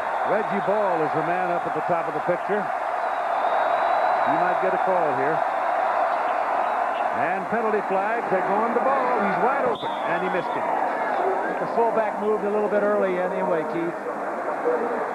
So the defender on that side, Kenny Wilkins, fell down, and Reggie Ball was wide open, but it's a penalty call, illegal procedure against Nebraska anyway. Tom Osborne there, he's the man that calls the plays.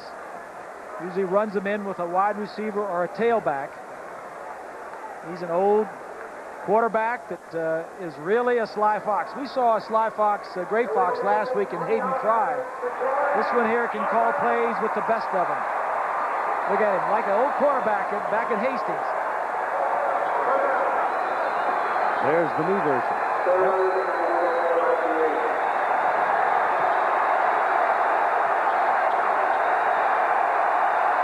Third and goal from the 8-yard line for Nebraska. 21-14 ball game. 5:22 to play 1st half. And the referee, Terry Turlington, says Colorado wants a timeout. So let's spend a moment during this timeout with John Saunders about what's coming up at halftime. Coming up at halftime on the Prudential Halftime Report, we'll have all the day's scores and highlights, including another look at Northwestern, the surprise team of the year and a winner again today. We piled a few coming up at halftime on each other there, didn't we?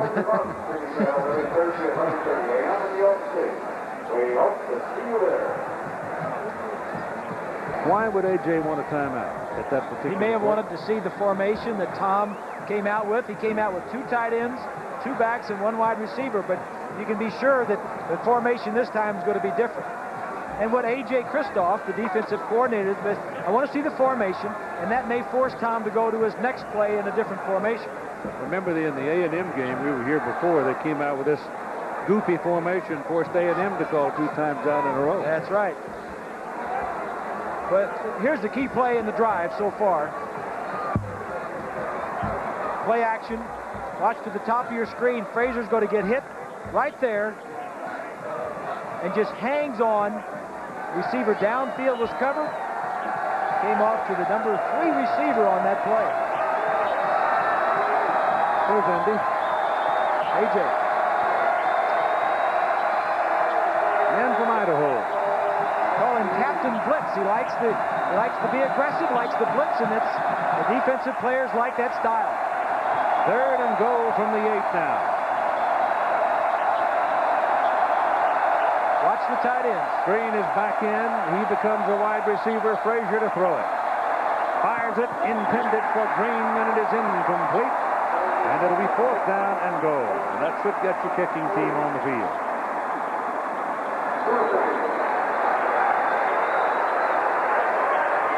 Chris Brown, the place kicker out of Southlake, Texas, was an all-state high school quarterback. Carroll High School. He's only 18 years old, but he's got some leg. This will be a 25-yard field goal try. Ron Bedwell holds it, and Aaron Graham snaps it. Watch this snap. Boom, boom, so quick and crisp, and it's popped right down the highway. And so Nebraska's lead goes to 10 at 24-14, 5:15 to play first half. Now then, if the Buffaloes can answer, it'll mean a lot to them when they go to the clubhouse. Well, we mentioned both teams at the top had outstanding offenses. Nebraska came in averaging 54 points a game, and the Buffs averaged 42 points, so they're used to scoring a lot of points.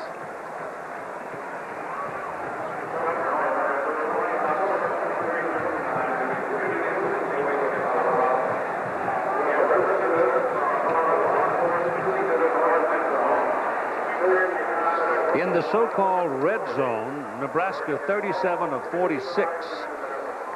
Now, coming into this ball game, and with 3 touchdowns and a field goal, they've enhanced that considerably. But 26 out of 31 times with Tommy Frazier at quarterback coming into today's ball game, they've scored points. 10 plays, 72 yards. Took a long time to get out and get a field goal. I mean, they had 2 plays, 2 touchdown drives of only 1 play. Yep. Chris Brown will kick it off now with Herschel Trotman and Lyndon Henry deep for the Buffaloes.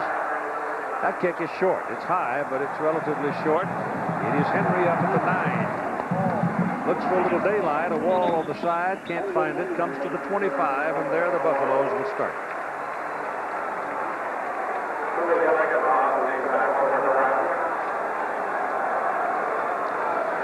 Hessler's been shaky the last 2 or 3 possessions, last 3 possessions.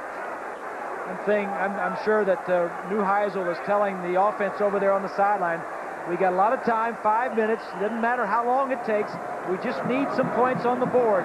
3 ado, we'd like to have 7. Hessler is 9 of 12, Keith, to 115 yards. On the last possession now, they ran the ball. 9 of 22. Ran the ball very well. Naoli is not on the field. They're going to go for the run with Henry, and Lyndon Henry was going to get about 4 yards on the carry. So Chris Naoli is not on the field, and Swanee can tell us why. Yeah, Keith, he's walking off the field right now. He sprained his right ankle. It's an ankle that's been giving him a problem throughout the year. They got him on the sideline. They tried to retape it. He couldn't go with it, so now they're just going to get him into the locker room early and try and tend to it inside. Keith? All righty, Jared Tomich Tomic is back in at defensive end. He had been out for quite a while with a back. And Christian Peter is back in the middle of the trenches for the defenders. This pass is completed to Phil Savoy, who is a sophomore. And he picks up a first down. And that was a good, crisp, bang-bang play, the kind that the Colorado coaches we're talking about all day, all week. And against a zone coverage where now they're reacting a little bit better to it. Savoy stopping, getting in an open gap, and staying there. The throw is made, and he's running after the catch. Buffaloes have no times out remaining, so they've got 4 minutes and 15 seconds remaining on the clock as they come to the line of scrimmage for the snap. Here again is Henry bouncing outside. You see the foot speed of the Nebraska defenders. No way. Jamel Williams, a linebacker. Did you see what Wistrom did to that defensive end? That was like a draw trap, and Wistrom, the defensive end, just stuffed that guard when he came over there. Grant Wistrom, a sophomore, 240-pounder from Webb City, lanky fellow, still growing probably. That's the guard from the right side. Could have come over right there, and he is stuffed. That's Wistrom. He says, I've seen this before, and it ain't coming this way. Second down and 8. Hessler's got Caruth, but doesn't see him and throws it away.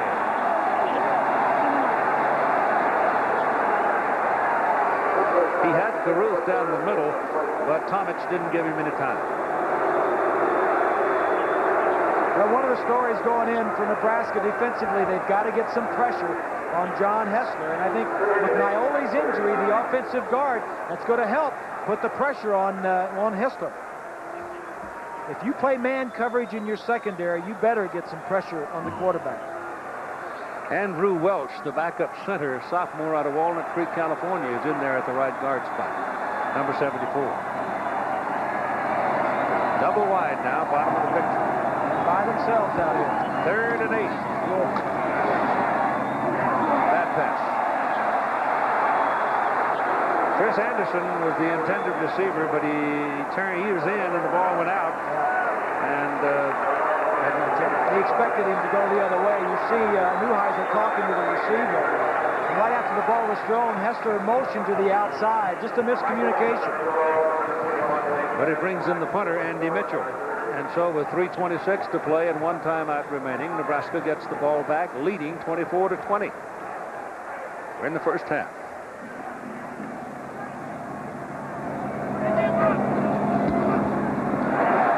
High spinning kick, spinning under it. And he's taken down right about where it caught it.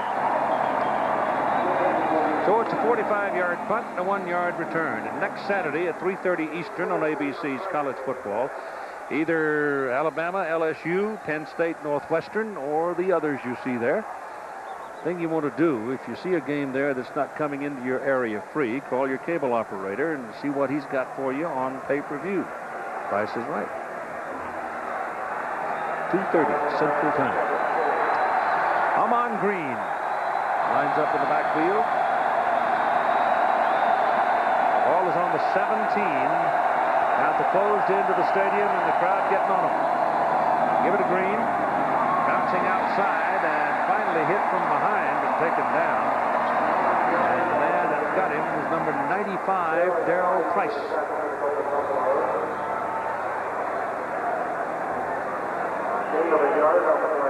Gain 1, second down 9.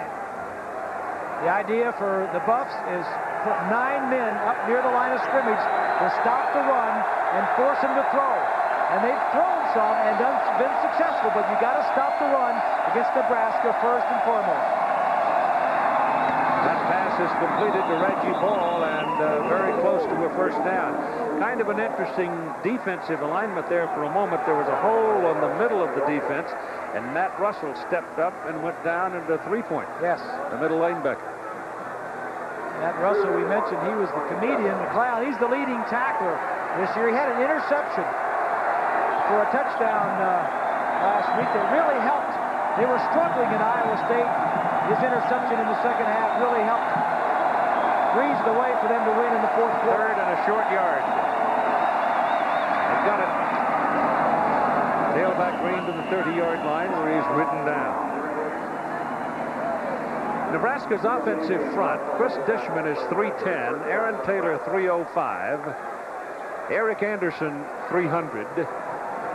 The runt of the bunch is Aaron Graham, the center, at 275, and Steve Ott, the right guard, at 290.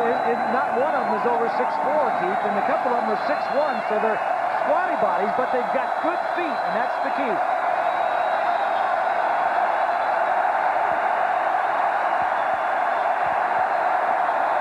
Out of the shotgun, Frazier, quick flip. Ball point by Lester Johnson, who has a touchdown in the game. And Johnson picks up another first down. That stops the clock at 1:32. Tommy Frazier says, what is this? We got this shotgun business. We can go 3 and 4 wide receivers. We're not always running that option. Frazier, a 4-year starter. It's a pretty good-looking football team, Bob. I like the offensive. They lost 4 to offensive linemen from last year. They just moved the next ones up. Number 88, the tight end, broke his stance. Sheldon Jackson, redshirt freshman out of Diamond Bar, California, broke his steps and got the flags flying.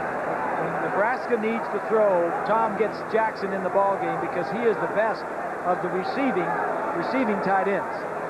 Now, the tight end's allowed, isn't he? He is allowed to move, but if you pull the guy, that's what they're talking about right now. Whether or not he pulled him off. Colorado doesn't have a timeout. If someone in the black shirt was trying to call one, they don't have any to call. Let's see. Dead ball, illegal substitution on the defense, 5 yards. Yeah, that was what the call was. So the Buffaloes hurt themselves. Well, they haven't been penalized too much today. Neuheisel's team is the most penalized team in the Big 8, and that has hurt them. But Rick was telling us yesterday, to win this game, we got to have no sacks, no penalties, and no interceptions. And for the most part, they've avoided those today. 1:14 left. You had to have 69 penalties coming into the game. That's a lot. Little stuff. Frazier loads it up. And throws over Reggie Ball's head, out of bounds, incomplete. And there's a penalty flag. Down back where Frazier threw the ball. Do we have a face mask? Somebody grabbing him or rough the passer? Maybe. Roughing the passer. Well, see, that's the thing that we were just mentioning about the most penalized team in the Big 8. Here you go. From the left side, he's going to come in and hit Frazier. No, you can't do that. No, that's too obvious. And if you're going to hit him, you don't hit him up around his shoulders and his helmet to leave a question there in the referee's mind. I mean, Price may have been off of his feet and in the air, but you still don't go up around his shoulders and his neck and his helmet and hit him. So that 15-yard penalty puts the ball down at the Buffalo 37 with 1:01 to play in the first half. And Frazier, a little shovel pass to Green. The ball is rolling around loose and it is covered. It'll be an incomplete forward pass. See, that's why that thing is so effective. Yes. Even if it fails, it's effective. And who should run it better than Frazier? Because, like I say, it's like an option. It's like a forward option rather than a backward option. Although the only difference in this is if it's forward and you fumble it, it's a pass. Incomplete. 2nd and 10 with 55 seconds. Benning back there with Frazier. Ball is thrown underneath. Penalty flags. There's got a hold of his face mask. Yep. They made the tackle. So they're going to tack on at least 5 on Lester Johnson's catch. Last 4 plays have been 3 flags against the defense. Yep. And this is one where you don't want to give them another score before you go in at halftime. Nebraska does not need any help. Exactly.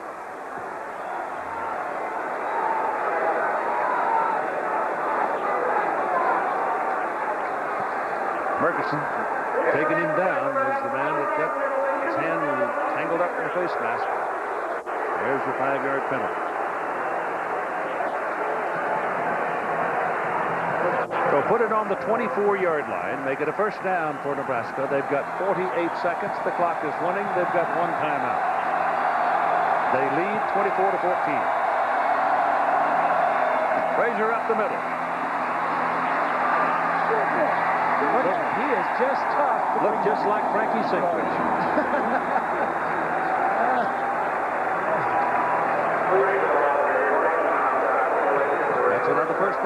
Husker. I mean, they've got a spread formation, and Frazier's back there, and he just makes no bones about it. The guards pull, and they just takes off running.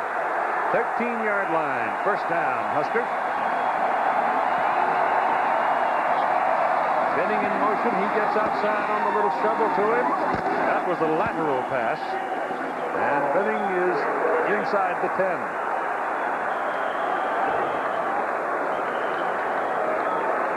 So Nebraska spends its final timeout, stopping the clock at 15 seconds. Halftime Prudential halftime report. John Saunders scores and highlights. We'll have a report from Lewis Johnson on the Northwestern Wildcats and their narrow victory today down in Champaign. Well, a great job Gary Barnett's done, huh?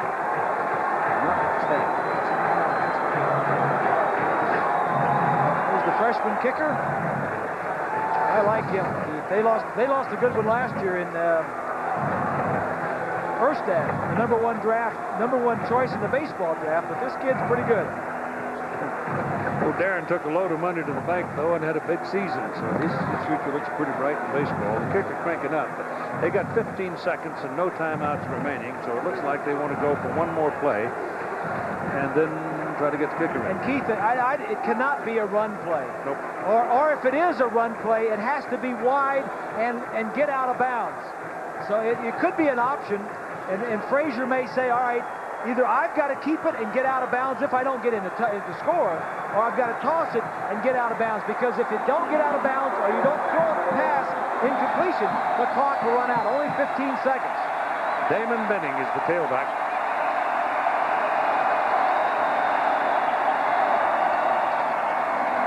They're throwing. Touchdown. Federal.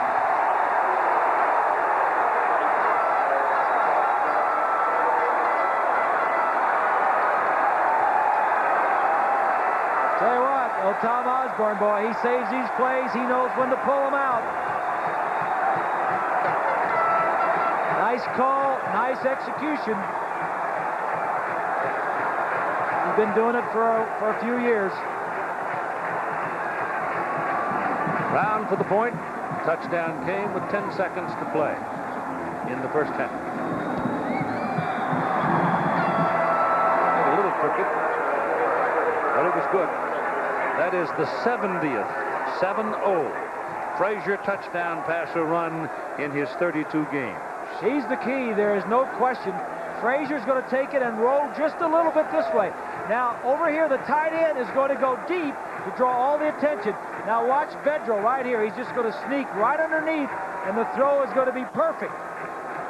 Little play action, roll a little bit. Vedral sneaks in under the tight end.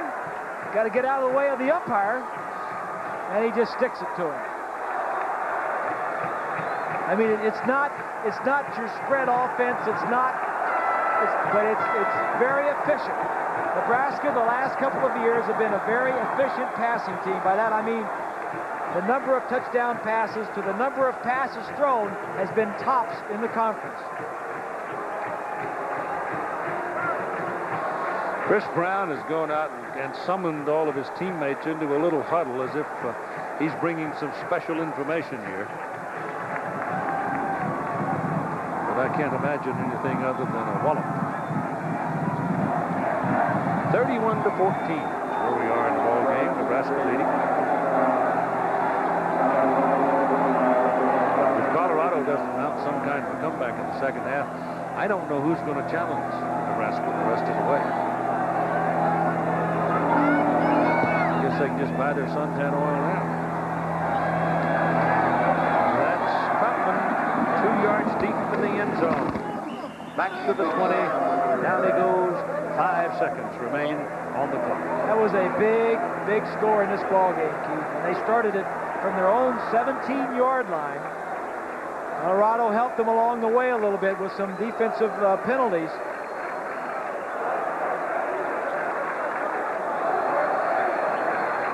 But a big score. You go into the locker room down 17 points as the Buffs are going to do versus going down in about 10 points. It's a big difference.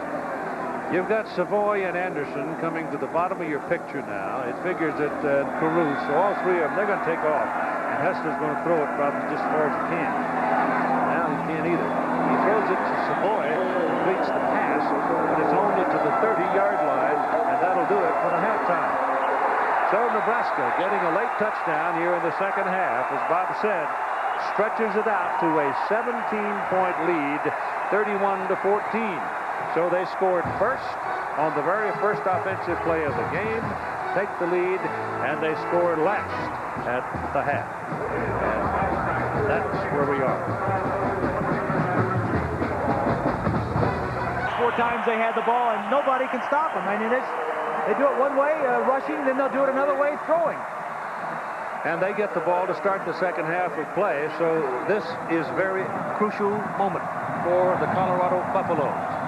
Their defense has to hunker down and somehow get a hold of this Nebraska juggernaut. Otherwise, you could rosin the boat in Oregon. High kick. 11-yard line. Clinton Childs. And Childs is up to about the 28. Take a look at the halftime numbers. Looking for Nebraska. Total yardage, 295, but 184 passing, only 111 rushing. Penalties. Look at the penalties for Colorado. 5 for 36. Nebraska has yet to be penalized. That means they've got 74 for the season, penalties. Well, little stuff, too. Generally not big things.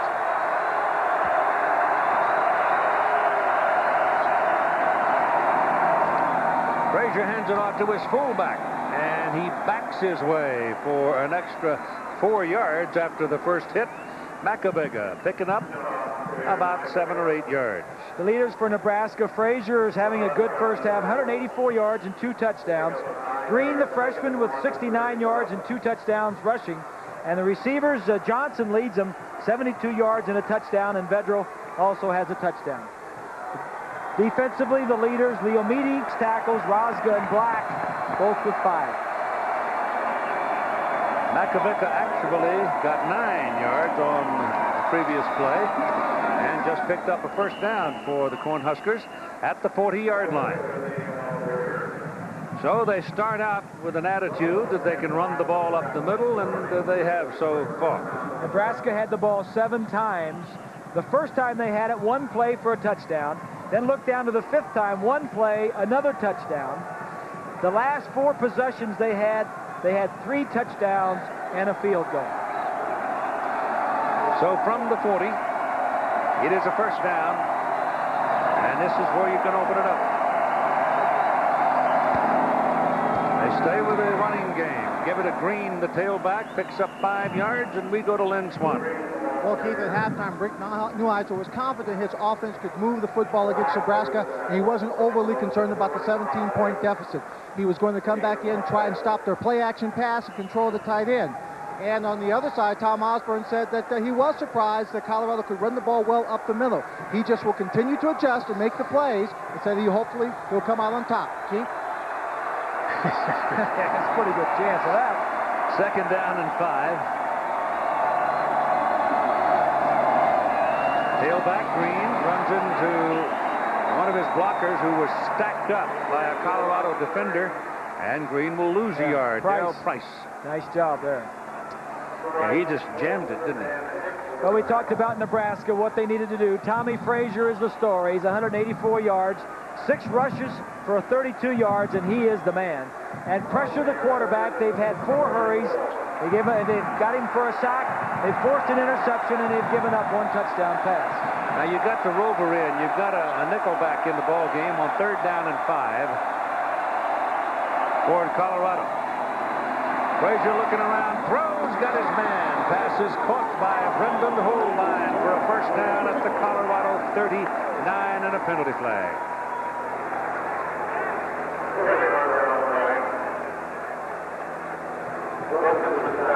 Baseman inadvertent. So that'll move the ball from inside the 39 somewhere down around the 33 of Colorado. This is not a sophisticated passing game that that Tom Osborne has at Nebraska. But because the running game is so good and so dominant, that you have to respect the fake even on 3rd and 5, and he just has Frazier look for one area, and he's good enough to throw it in that area. They put the ball right on the 34 for the first down snap. Option, stops, turns, looks back, goes for the corner, and it is incomplete. The ball running under the ball. Couldn't get to it. Good play, good call inside the 35, 40-yard line. Osborne likes to go for it on first down. He feels like from his coaches in the press box at halftime, they told him run inside and you can throw on first down, especially backside down the field. That's what he tried to do then. Good coverage by the Bucks. 2nd and 10. First man, Makovicka. Yeah, run inside. That was the message at halftime.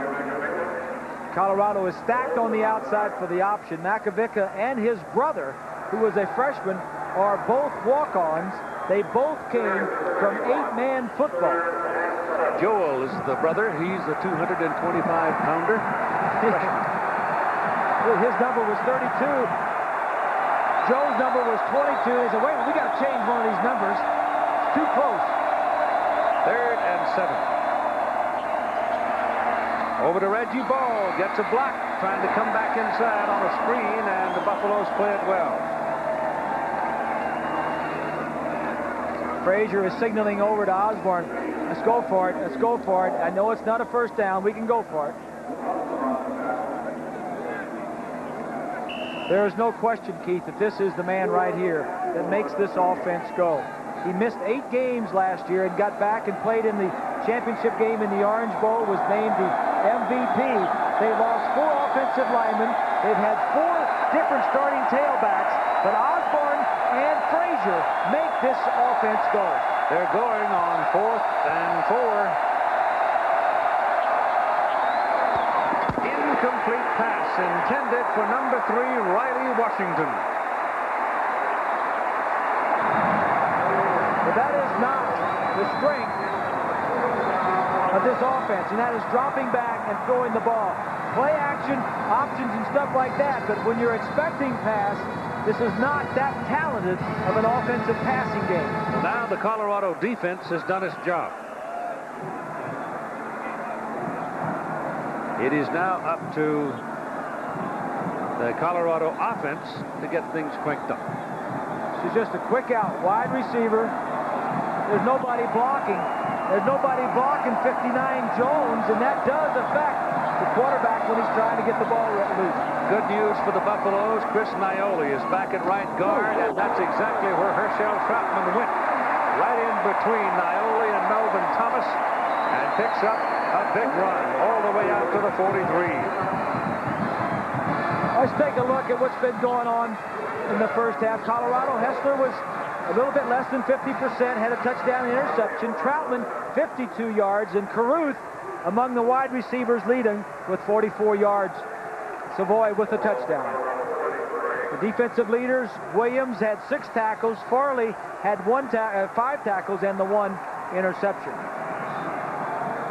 4 wideouts now. And they've got the tight ends outside, the wide receivers inside, run it with Herschel Troutman. And he gets a pretty good pot right at the line of scrimmage from Christian Peter. So this is the play. Now let me kind of try to explain this to you. You got the wide receivers lined up basically where the tight ends used to be, and the tight ends are outside where the wide receivers are. Well, you got 4 wide, so you got slots on both sides, and usually the wide receivers are outside. So Neuheisel said, we're going to put them inside, put the tight ends on the outside, and that'll force the corners to make a decision. Are you going to stay outside and cover tight ends or inside? And that time they stayed outside on the tight ends. So they go back, come inside to Phil Savoy. He'd have been better off if he'd run down the middle of the field with it. But he still puts it over on the 49-yard line of Nebraska. Here's what we mean, Keith. Here's a tight end here. This one right here is a wide receiver. Over here is the same way. This is a wide receiver. Now, what they try to do is get mismatches on the wide receivers in the slot. And that's what you get right there. Trotman and Miller in the backfield now. It's 3rd down and 2. Trotman going for the first down, dragged down short of the line of scrimmage by Doug Coleman. So they'll be looking at 4th down, and we're off to talk to John Saunders. Keith, Nebraska has been extremely impressive today, but the team right behind them in the polls just as impressive. Danny Wuerffel to Riedel Anthony for the touchdown, 39 yards for Wuerffel. His 5th touchdown pass of the day, 35-3. Keith. They do know how to throw the ball, and Neuheisel was down in Florida learning from him. 4th down right here. 4th and 3, and they're going. It's closer to 3 than 2. Going big, too. It's James Kidd. He's got it. He's loose. He scores.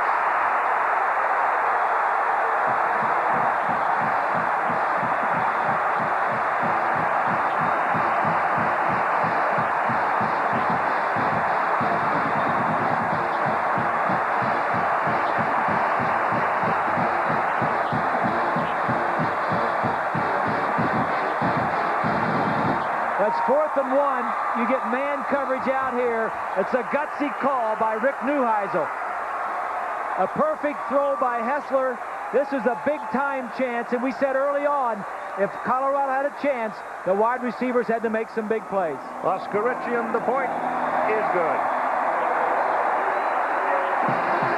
And so the whole hum turns into a holy cow. It's 31-21. You know, we just went to New York for that update on Florida, and I said that Neuheisel had been down to Florida in the spring to kind of see how Steve Spurrier handles things.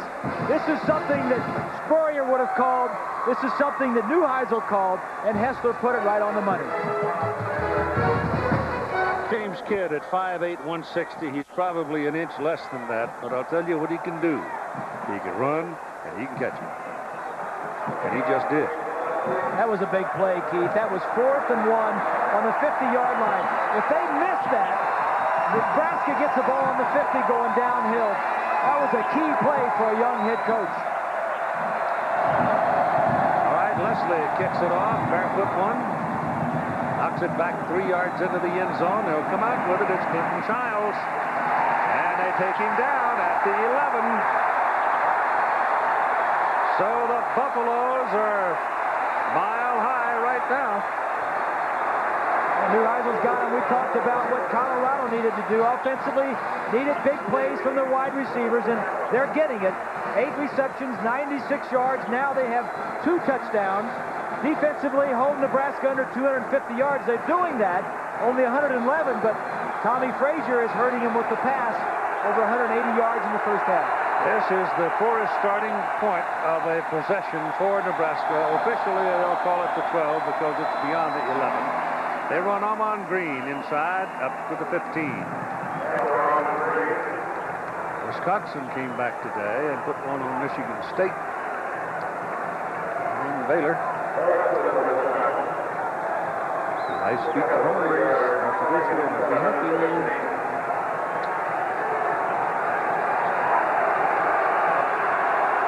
From the 15, it is 2nd down, short 7.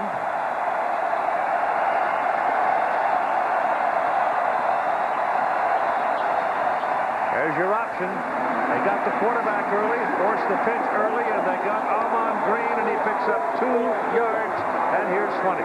Thank you, Keith. This is Corey Detmer, who went out after the injury against Texas A&M. How are you feeling right now after the operation? I'm feeling real good. You know, the surgery went real well, and they've got me on a real aggressive rehabilitation program, and so everything's going real good right now. You were talking to John Hessler on the sideline, Rick Neuheisel at halftime. What's that conversation about?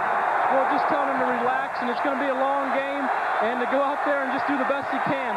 And he's come out the second half and really made a big play here early on, so, you know, he's been looking good.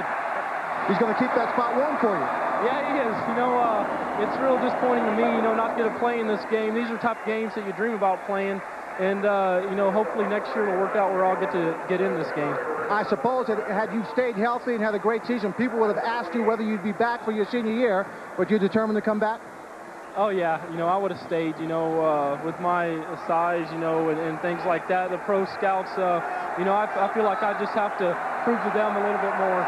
Okay, Coy, thank you very much. Keith? All of a sudden, Jeff Makovica has become a key personality in this thing. While Swanee was talking to Coy, you saw him get out there and get lost by the defense and pick up the first down on the pass. That was his first reception of the year. Yeah. Now you got penalty flags after that last carry by the fullback. So the Nebraska fullback, they're quiet for a long time, they're blocking back, and then all of a sudden, boom, here they come, and the penalty is against Colorado.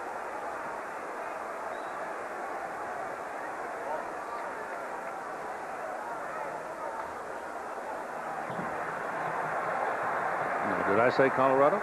Yeah, you're right. They're talking. Colorado. They're going to take it back to the point of the foul and then come back this way.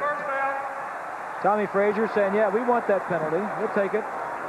Tommy Frazier just throwing, what's he, 214 yards now passing. That's a career high. Usually beats you with his feet, but he can beat you with his arm. And that 15-yard penalty will put the football up at the 44-yard line. 6.5 minutes to go in the third quarter. 31-21 Nebraska. Defense changing around. They go the other way with it. And trying to get Green out there one-on-one, but he can't get away. Number 3, Donnell Liamidi. Liamidi, great tackle. Had him in what amounted to the open field and took him down. One-on-one. That's exactly right. And there was nobody else. If Liamidi doesn't tackle him.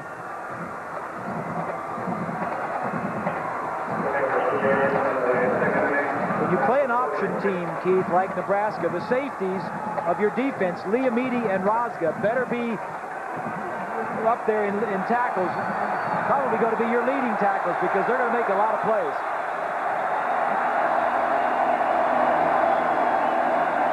Second down and 8. Frazier turns around, looks for somebody, and he finally finds the tight end, Mark Gilman. And Gilman will have a first down for the Cornhuskers at the 44-yard line of Colorado. Now, A.J. Kristoff's troops are getting the heat put on him. Frazier just looks like he's toying with him. They're just a yard short of him all the time, it seems. You know, Frazier seems to make the right plays and the right calls all the time. We mentioned earlier, he's a 4-year starter. He has played, he knows this system inside and out. Clinton Childs is in the backfield.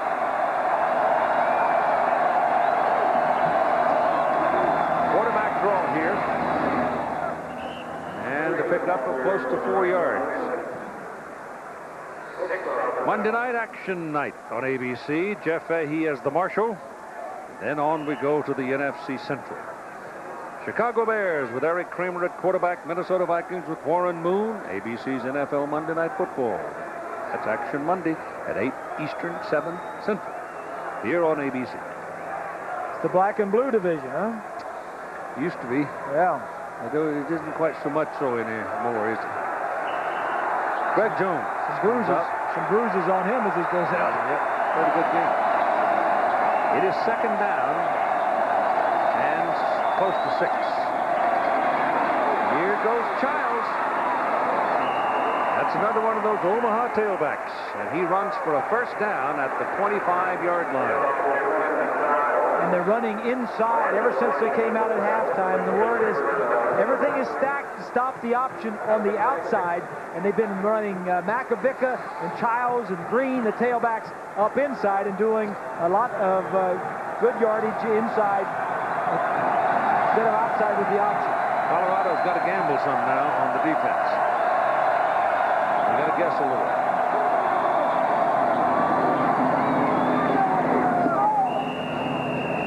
You see that Federal, who's lined up as a wingback, comes around that corner and threw a whale of a block over there.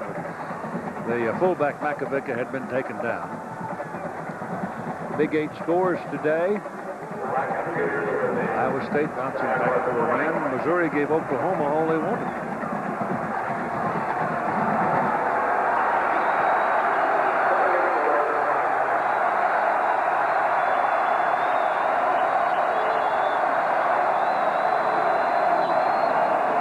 Second down, 4. I mean, that's a real fist fight down there in the middle, isn't it? I mean, they are really some big people slapping each other around. Yeah, Liamides hurt, too. He went right to the ground. So while they take time for the injured Donnell Liamidi, we can tell you it is a stadium record crowd today at Folsom Field. As you see, 54,063. So Liamidi, who is a sturdy horse in that secondary, the strong safety, and he's hurt. We got a timeout. To remind you, there is so much more you can do with a new color bubble jet printer from Canon. Liamidi to the sidelines, and it looks like he does have what Bob called a stinger in the shoulder. 8 tackles, all solos, as he left the game. This is the 10th play of this Nebraska possession. Frazier turns it back into the middle on 3rd down and a yard, and will have the first down. He's down to the 14, and that's plenty. Good teams come back and answer touchdowns by your opposition, and that's what Nebraska is doing.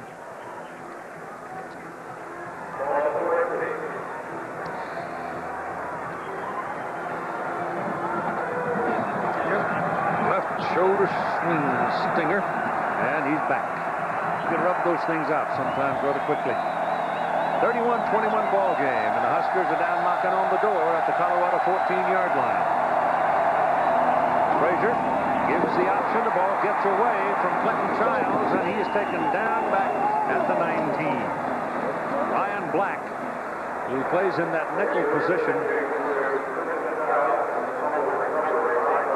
or the rover back position is what it amounts to. And when Liamidi went out of the ball game, Mike Phillips came in as a former linebacker, or plays weak side linebacker. And there have been instances in the game today where he has gone to that rover spot. That's filling a spot down the middle so that big old Nebraska tight end doesn't have a field day like he did last year.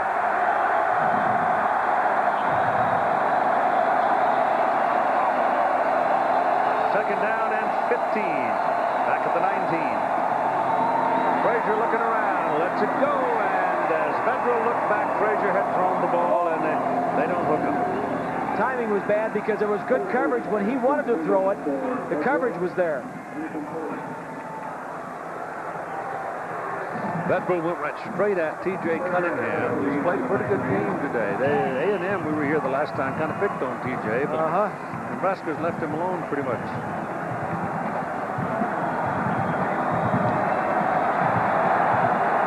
Kansas picked on him a little. T.J. used to be a wide receiver. He's covering ball, the wide receiver. 3rd and 15. Pass is drilled incomplete. It was intended for Brendan Holbein, and he had double coverage by the time Frazier put the ball down there. And I mean, he had some sauce on that thing. Yes, he did. If anything, he has a tendency to throw it too hard sometimes, but that ball was on target. Good coverage. So your kicking team is on the field now with Chris Brown, the place kicker, at 2:05 to play in the 3rd quarter. This is a big field goal here. If they can get some points out of this drive, it'll be a plus. It's 36-yard try.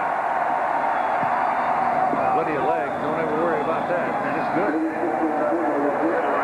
So it is now 34-21. Nebraska at 2:01 to go, quarter number 3. Plain Heritage Center. Museum inside the oldest building on campus. That ball is from the 1904 CU Nebraska game. That baseball bat and the glove there used in the motion picture The Natural and on exhibit at the museum. Chris Brown will kick it off now at a 34-21 ball game. And that's on its way to Longmont.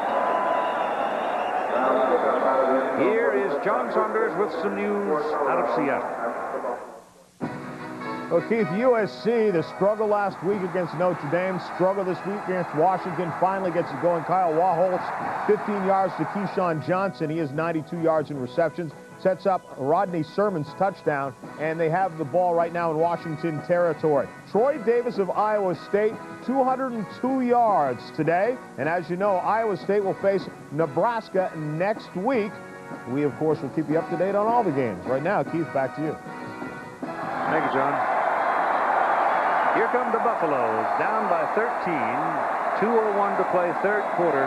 The ball is on the 20. And it's Lyndon Henry for a yard, and that's all. Peters brothers are Christian and Jason in the middle. Grant Wistrom and Jared Tomich are the defensive ends. The linebacking core for the Cornhuskers, Farley, Coleman, and Foreman, 43, 46, and 56. And those linebackers have been stacking wood all day. Two Christian brothers. No, Peter brothers. Christian Peter and Jason Peter. Yeah. The huge ones inside, yeah. Gained a couple of yards out to about the 23 by Lyndon Henry. He's a sophomore out of Port Arthur, Texas. But Nebraska has revamped this defense. Charlie McBride, the last couple of years, going to speed. The only two big players are those two tackles, the two Peters, and they just hold down the center, and then the rest of them can fly. The defensive ends were linebackers, and the defensive linebackers used to be defensive backs, so a lot of speed. James Kidd now is a wide out to the bottom of the screen. He's the young man who caught the touchdown a while ago. Hessler's pass is away and arrived. And it'll be fourth down. See, things just didn't work out the way they did in practice. The timing wasn't perfect, and John has to learn to move around, step around, buy some time. If there's any time to buy in that pass rush, you've got to buy it, feel the rush, and try to make a play with what's there. So Nebraska should come out of this with good field position. Mitchell is in to punt.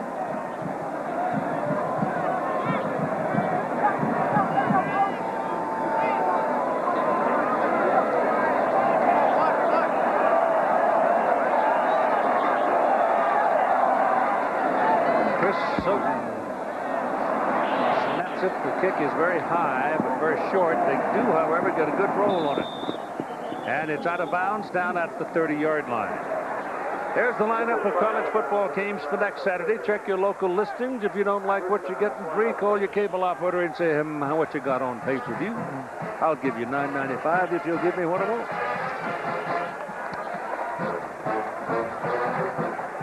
Here's a look at Brooke Berringer. He has kind of been the forgotten man this year. He hurt his knee a little bit. 7-0 as a starter last year. He stepped in. You know, Keith, it kind of reminds me of Earl Morrow, what Earl did for our championship team back in the 70s when we went undefeated. Nebraska would not have won the national championship last year were it not for Brooke Berringer. Absolutely. Frazier coming down on the option, goes outside the green. Look at a leg drive. Powerful young man. His leg drive may be more pronounced, more prolific than almost any of the backs. In fact, any of the backs. And many of the players on the team. He had tremendously powerful legs. He ran over Rosga, got a shook off Steve, so if you can do that tough nut like that, you're pretty strong. Well, you didn't plan on playing a true freshman, Ahman Green, this year. I mean, you had plenty of tailbacks. Your top three were coming back. Up the middle, Makovica. And he's going to pick up 4 yards on the carry. So we're running down toward the end of the third quarter. And after 3, 34-21 Nebraska. Back with more after this message and the word from our ABC station.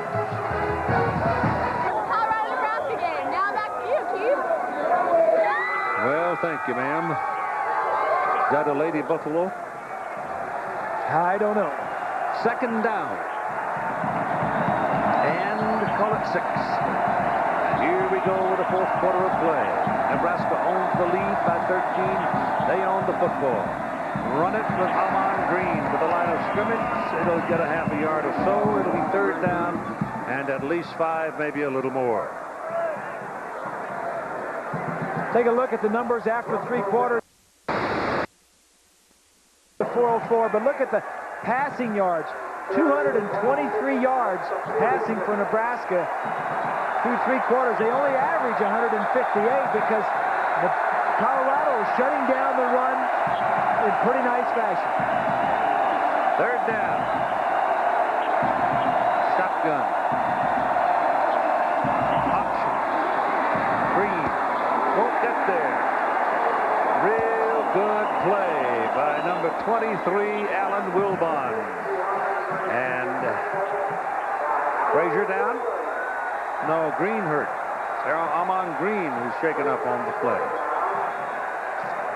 He had an ankle injury earlier in the week. Frazier, that was a pitch back, not forward, so it's not a forward pass forward. He has 223 passing yards in the game as they work on Amon Green. Like he just got hit in the thigh, Keith, above his knee. He was off the ground, so there's no structural damage to the knee. No. Yeah, I think it was just a bruise to the upper, just above the knee on the right side.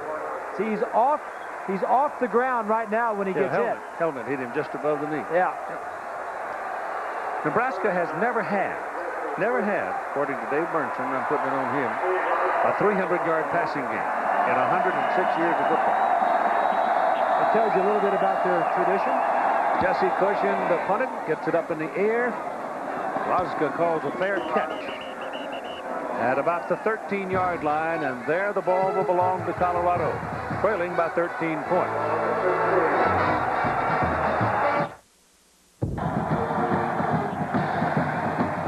Colorado trailing by 13 points, gets the football first down at their 13-yard line.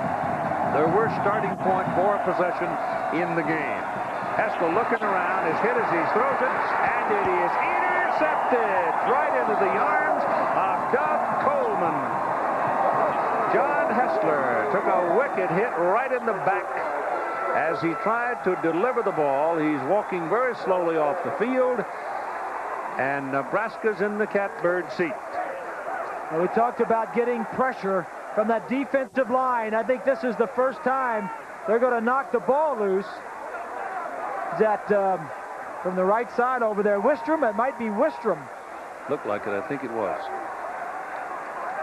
Can't see his number, but it looked like Wistrom. Yeah, 98 is Wistrom right there. Does a nice job, and we talked early on, the defensive ends against the offensive tackles were a little bit of a mismatch. The pressure coming from there.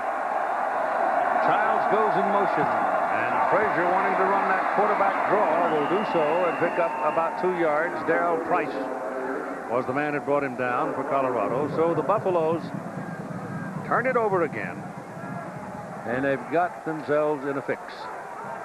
Well, that was just a big play by Thomas. Wistrom. The young'un's got 3 TD passes today. Ed. You talking about the kid? Yeah. Oh. Playing for the Little Brown Joe. Yes, sir. I'm doing all right. This is Clinton Childs skipping and driving down to the 15-yard line. And here's Swanee. Keith, Amon Green, I'm being told, has a bruised knee. Now, he had one protective sleeve on that right knee. They went in and got another sleeve and pulled it over his shoe. So they anticipate him going back in the ball game, but it's a bruised right knee, Keith. He's 17 of 97 and 2 touchdowns so far running the ball. Well, any kind of a score would help Nebraska. They're up by 13, and at least a field goal put them up by 16. So Frazier caught behind the line of scrimmage and is going to go down back around the 22-yard line. Matt Russell and Ryan Black led that defensive charge. Yeah, this is not a bad defense that Colorado's has either. We talked about him playing that rover back, 9 guys up near the line of scrimmage. A.J. Kristoff, here's the 5th defensive back, and he scrapes one way or the other, no matter wherever he goes, wherever the option goes. That's the play that time. Liamidi got in there first, and then Black, number 6. Chris Brown from 37 yards for a field goal try. That's strong there. He's pretty good. That is strong. He's had 3, 25, 36, 37, and that makes it a 16-point lead for Nebraska at 37-21.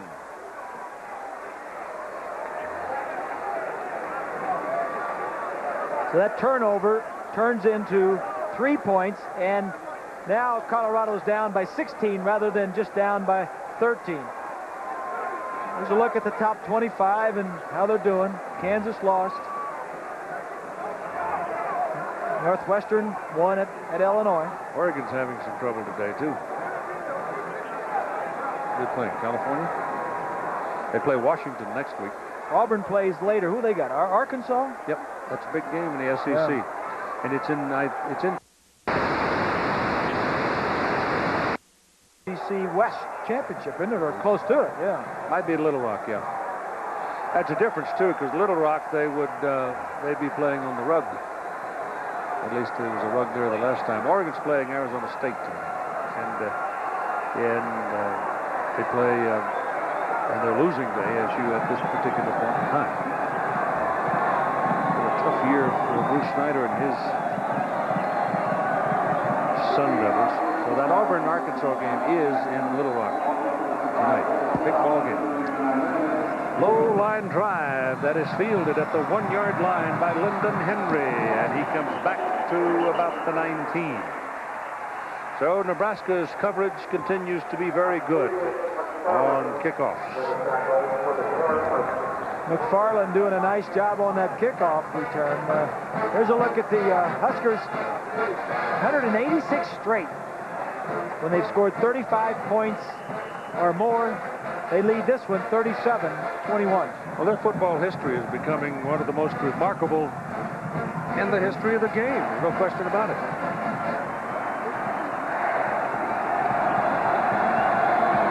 So Nebraska leading 37-21 with 11:44 to play in the fourth quarter in Colorado, with a possession starting at their own 19-yard line as Herschel Troutman moves it out near the 23. Nebraska jumped to the lead, scored first on a 57-yard run by Green. They scored last in the first half, and they lead rather comfortably now by 16 points, having just added a field goal. Rick Neuheisel, with the sun shining in his eyes now, watched his quarterback Hessler get hit from the back by Wistrom a moment ago and had a pass intercepted. That opened the way for that Nebraska field goal. 16 points is a lot different than 13. Ball is drilled low, and the pass is caught. Darren Chiaverini makes the catch for the Buffaloes, and John Hessler took a shot again. Yeah, talk about being drilled. He said he drilled it low.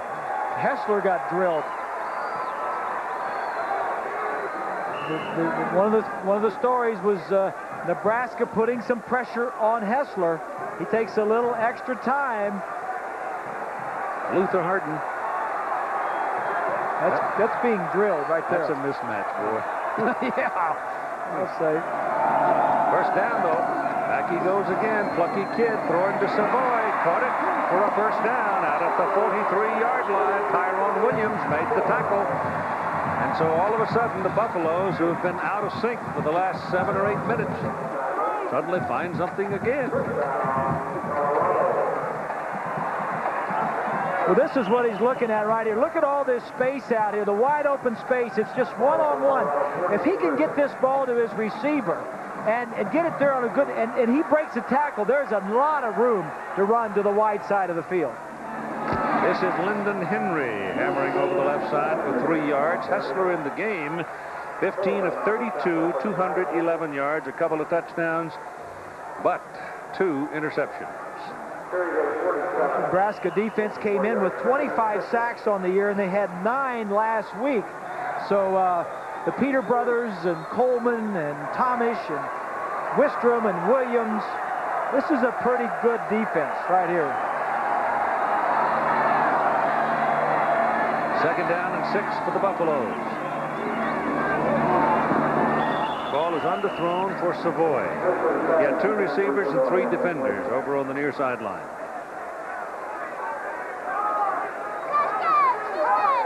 This is the first time that we've seen Nebraska up close and personal. Since last year. And this is a very good football. And they lost, Keith, they lost 14 starters, 7 on offense and 7 on defense, plus their kicker.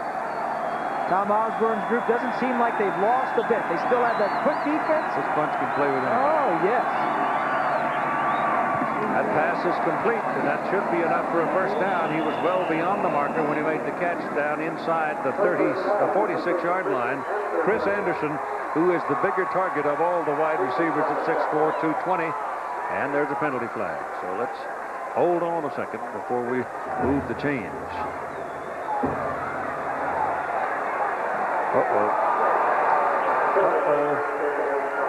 Ineligible man was down feet. That's illegal substitution, isn't it? Or illegal substitution. Just left. I think it's illegal man. Ineligible downfield. Yep. On the offense. Repeat third down. Yep. Wrong man took off. Michigan opening up the Minnesota game now at 45-10. 9 minutes and 35 seconds in the clock running. 37-21. Nebraska leads. Number 2 Nebraska playing number 7 Colorado. Kansas State thrashed Kansas today 41-7. For the Jayhawks' first loss, the penalty makes it 3rd down, 11 for Colorado. Oh, they hurt themselves again with another penalty. Oh, they've had a lot. That's a great play there by Grant Wistrom, the sophomore from Webb City. And here's John. Well, Keith, you'll be interested in this because I know where your travel schedule is headed next week. This is Darnell Autry, a 1-yard touchdown run. Northwestern remains unbeaten in the Big Ten. They knock off Illinois 17-14. And Penn State, a winner over Indiana. Wally Richardson, 17 yards there to Bobby Ingram. They will hook up next week. Some of you will see that game here on ABC. And, Keith, you'll be one of them, right? Penn State, Northwestern. If we can find a place to live. Big Chicago's convention. overrun with some kind of convention. Terrell Farley was bouncing around up there at the top of the picture, and the Colorado man on that side of the field, T.J. Cunningham, backed up. And Farley intimidates him out of 5 yards. Well, here's the reason, because Colorado's had 4 punts blocked, and Farley has blocked 2 this year, and in junior college, where he was the last 2 years, he blocked 22 kicks in those 2 years in junior college. So he's got 24 blocks the last 2.5 years. He's still up there at the top. No, he's come down inside a little bit now. He's 1 man down and working his way down the middle, but the kick is out there safely. And it's at the 25-yard line for Damon Binney. And he takes a little bit of whacking and cracking as he goes down at about the 26-yard line after a 43-yard punt.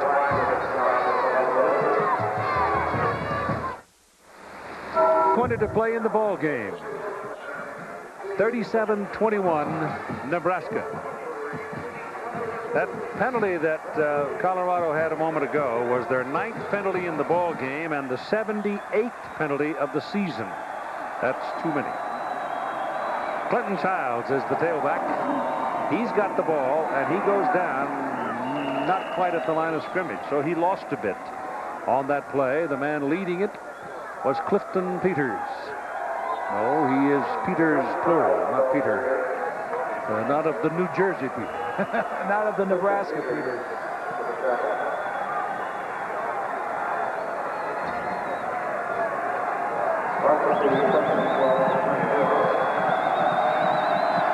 Second down, 12. Bedroll is way wide down at the bottom of the picture, going back toward the ball now. Frazier hands it, no, keeps it, throws it, got a man open. Pass is caught by Mark Gilman, the tight end. And that's a first down for the Cornhuskers up at the 43. And we go back to John for an update on that Washington-USC game. Well, Keith, there's now under 4 minutes left in the game, but USC has life. This is Brad Otten to Terry Barnum, 16 yards. They're just a touchdown away now, but as I mentioned, about 3 minutes now left in the game. Keith. Yeah, they're making a game of it. That could be for the Rose Bowl right there, huh? Sure could. There's another team lurking in the shadows, though. Oregon's still in it. Yes, they are. So is UCLA. On first down, Frazier hands it off to Childs, bumps into big number 70, who had dropped back to block Eric Anderson. Eric's a mere 6'4", 300, so it took him a minute to run around him, and by then the defenders were there. Billy Mayfair has the lead in the Tour Championship by 3. Everybody else is even or worse, as you have Brad Bryant, Steve Elkington, and Corey Pavin tied for second place, even par. That's at Southern Hills near Tulsa, Oklahoma, and we'll finish it for you tomorrow at 3 here on ABC Sports. I bet none of them boys shot their age like you did, Hoss. Oh, I'm glad that happened. I ain't gonna have to listen to that anymore. Whining and moaning and groaning. Well, it's important. I know it is. Clinton Childs, bumping and grinding, gets up to about the 45, and I'm sure you saw the laundry flying around, so we've got a penalty coming up. If the score does not change, or if the Cornhuskers take it down for more, that's offsides against Colorado, you know that there will be slings and arrows, and one knows also that Rick Neuheisel knows, and so I asked him yesterday in conversation if he was pretty sure that his hide was thick enough for what may be coming, and he said, well, I hope so. It's all the hide we got. Pretty good attitude. He is young and he is bright. He does have some things to learn. But he is the second youngest. Division I coach, Ron Cooper. He's 4 days younger. Keith, I think one of the things that is missing in this Buff team is the players have to be a little bit more disciplined, and I think that is where all the penalties come from. I think there needs to be a little bit more discipline in the program. Notre Dame finally put Boston College down, but not without a fight. Second down and 9. Frazier is missed in the backfield and turns upfield, and he's a shovel right pass. Out of first down. That was supposed to be a shovel pass, and Frazier said, well, what the heck? It ain't going to work. I'll just take it. You know, people say, well, you know, what makes Frazier so good? Well, he's been around for 4 years in the same system, so he knows the offense, and he's experienced. He's a great athlete. This offense is perfect for his talents. He was the top option quarterback coming out of high school. He is the top, or at least one of the top, option quarterbacks right now. He has overcome adversity last year with the blood clots and all that other stuff. He is very confident at this time. He's a leader, and he is smart. He puts you in the right play at the line of scrimmage, so there's no dead plays. There's contact in the middle of the line as number 94 popped out of there, Kerry Hicks. So it's always the wait to see if somebody moved or Hicks jumped. Frazier, of course, is from Palmetto, Florida. So he's one of those Floridians that left home to play.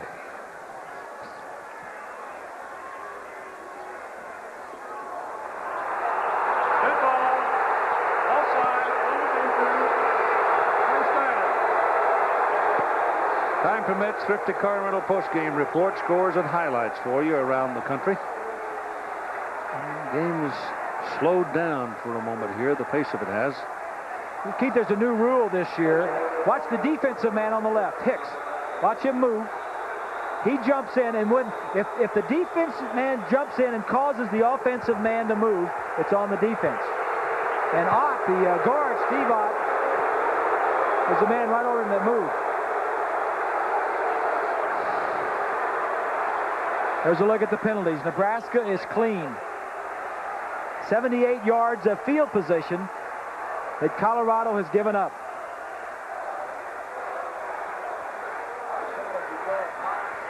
They're hooting and hollering because they're moving people back on the Colorado sideline. Now they've accomplished it. That's the guard, 69 Ott, in that survey of team players. He was voted most likely to eventually be a millionaire because he has his own stock account. Well, if this is anything like that, it ain't going anywhere. They're calling that play right about the line of scrimmage. Referee Terry Turlington, timeout Colorado. At 4 minutes and 48 seconds to play in the game, and the Cornhuskers seemingly have it in hand. On the road, De Beers, a diamond is forever. Nike, who encourages you to participate in the lives of America's youth. And Burger King, where you can get your burger's worth. Put a sack up on your back, get on your bicycle on a sunny day, and go downhill. From the 44-yard line, it is second down and 10 plus. Option, pitch back to Childs. Childs keeps working his way to the side. He is run out of bounds. Down at the 39-yard line, but he picked up 5 yards, and he just kept feeling his way up the field.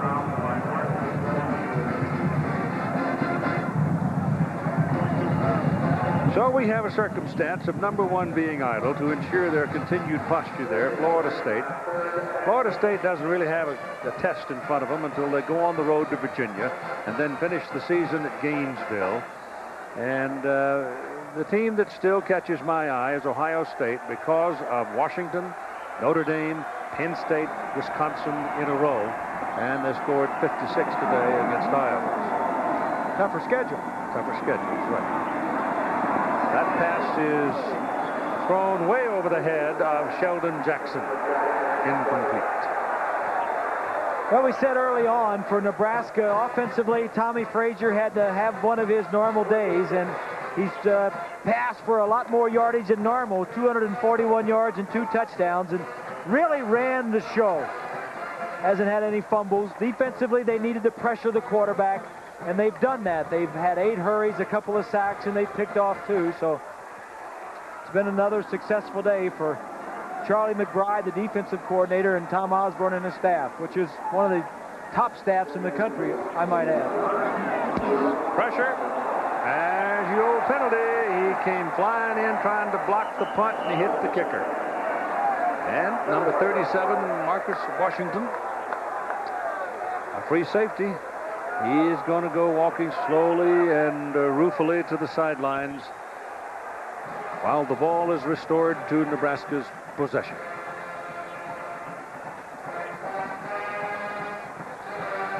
But I think as this Nebraska team, this really is kind of the start of the heavyweight portion of their schedule, and they've handled it pretty well. Then they've got Kansas on the road at Lawrence, and then they play Oklahoma. So right at this point in time, it's kind of hard not to think they're not going to win it out. Watch as he's trying to make something happen. He's going to slide into him. He tries to dive at him, and that could be a serious injury there. Fortunately, it wasn't. But when you take that dive and leave your feet, it's not where the punter was. It's where he's going to be, and you got to be out in front of him. And so the penalty moves the football to the 24. And it's a first down. 37-21 Nebraska with 4:30 to play in the game. And Clinton Childs getting a lot of work today. Slips and slides and wiggles and squirms and picks up about 5 yards. We talk about Nebraska losing a lot of players from last year's team. Colorado lost a lot also. They lost eight players that went to the NFL draft, and they had 3 of them that were on their offense. Remember Cordell Stewart and Sean Salam was first-round draft choice, and Michael Westbrook, all 3 of them. So a lot of players go into the pros from these 2 programs.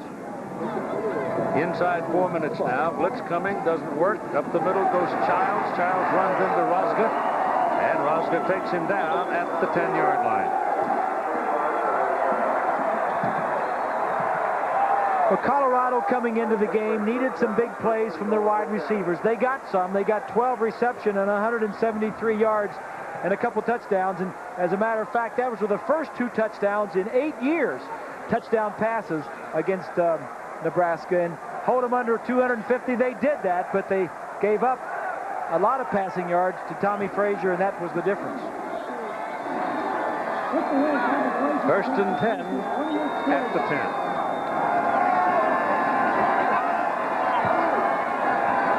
Sure if it's goal or not. I can't see the ball. It was pretty close to being that.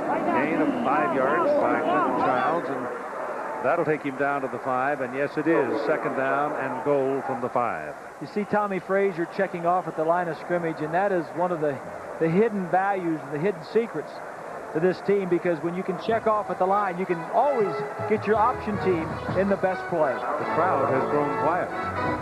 Again, second down and goal from the 5-yard line. 3 minutes and 3 seconds. It's Clinton Childs lined up in the deep back. Makovic at the fullback. And it's Childs. His second spin was worth 3 yards. The executive producer of ABC Sports is Jack O'Hara, coordinating producer of today's game, and producer of today's game, Bob Goodrich. Our associate coordinating producer is James Ressler. Our game here in Boulder was directed by Drew Esikoff, who also directed lunch. and a darn good one. And Drew, you ought to do it every week. We think that you should be elected to that. Yes, sir. Make you a vice president. Ball is on the 2-yard line for the Cornhuskers, and they're over here at the side having a visit. College Football Today, directed by Calvin Haywood and produced by Charles Copeland.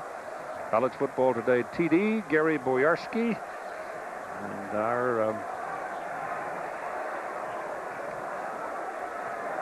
what is this? Technical director for us here in Boulder, Gary Larkins. New York remote coordinator David Kiviat. Bruce Clark, our associate director. Production manager Lynn Cadden.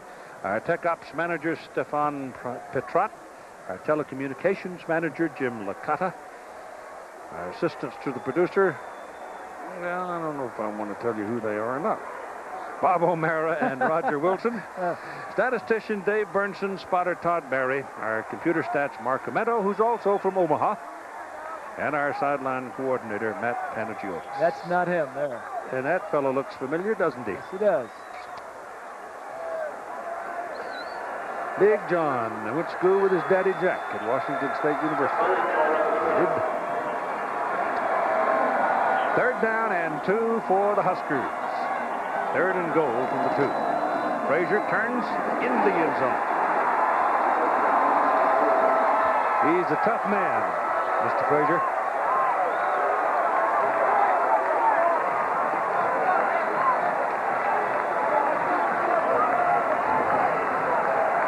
We've been talking all day about the offensive line. Look over here. These guys going to come in and seal, and Frazier's just going to come right up in here.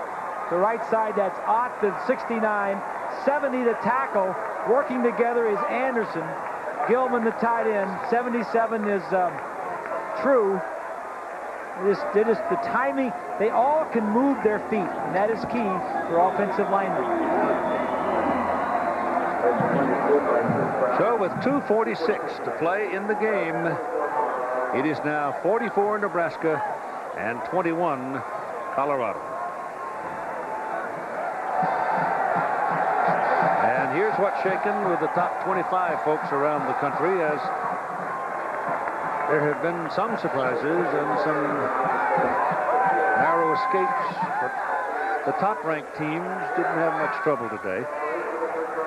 Tennessee scoring big.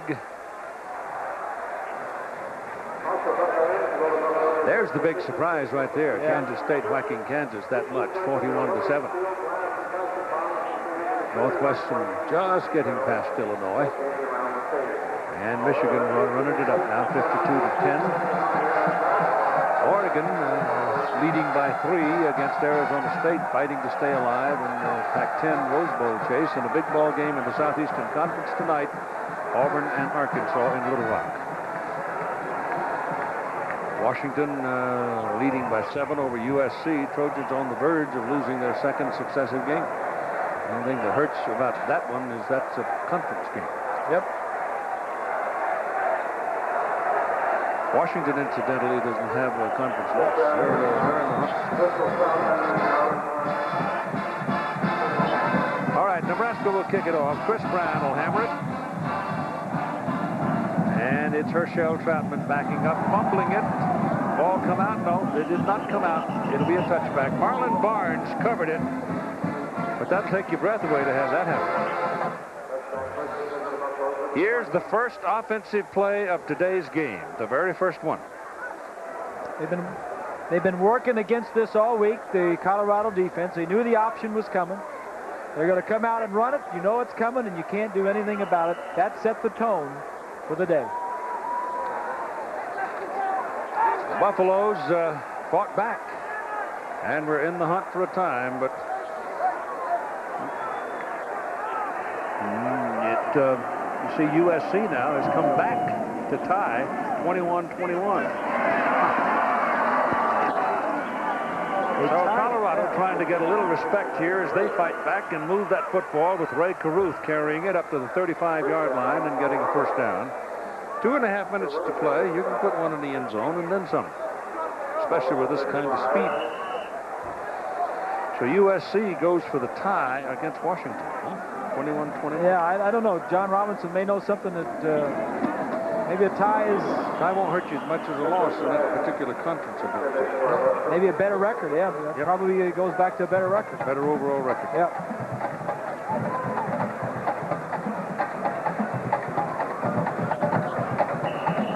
Tom Osborne, boy, what a great career he's had, huh, Keith? Not bad. It's his 23rd year as head coach, his 34th year at Nebraska. He was the National Coach of the Year last year, and every one of those 23 years, he's had at least 9 wins. The amazing thing, though, is he's never lost more than 3. Hessler's pass is completed to Phil Savoy, trying to split the defenders and get the first down. Can't quite do it. There's one thing about Dr. Tom, and he does have a PhD in educational psychology, that he makes up his mind after he's assessed the circumstances and the facts. Leave him alone, because you ain't going to change it. He's a quality class individual. And when he makes decisions on personnel, on anything else, you got to go along with what he's doing, because he knows the situation a heck of a lot better than we know it or anybody else around America. Ball is out of bounds at midfield. Good for a first down. Ray Caruth moved the change. You got 1:54 to play in the game, and still bright, warm, sunny day in Boulder, Colorado. The Buffs have a chance now to run out the season at 9-2, and that'll give them a pretty respectable place to go over the holidays, I would think. Almost picked off.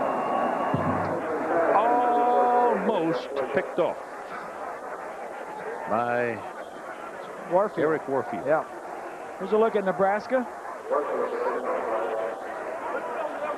Next week they go, they have Iowa State at home, then they go to Kansas and finish with Oklahoma. So, Mr. Bowden, you might want to start greasing your cannon, because there's some folks out in the plains waiting for you. That pass down the middle is complete to Caruth, and it's a big gain down to the 23-24 yard line of Nebraska.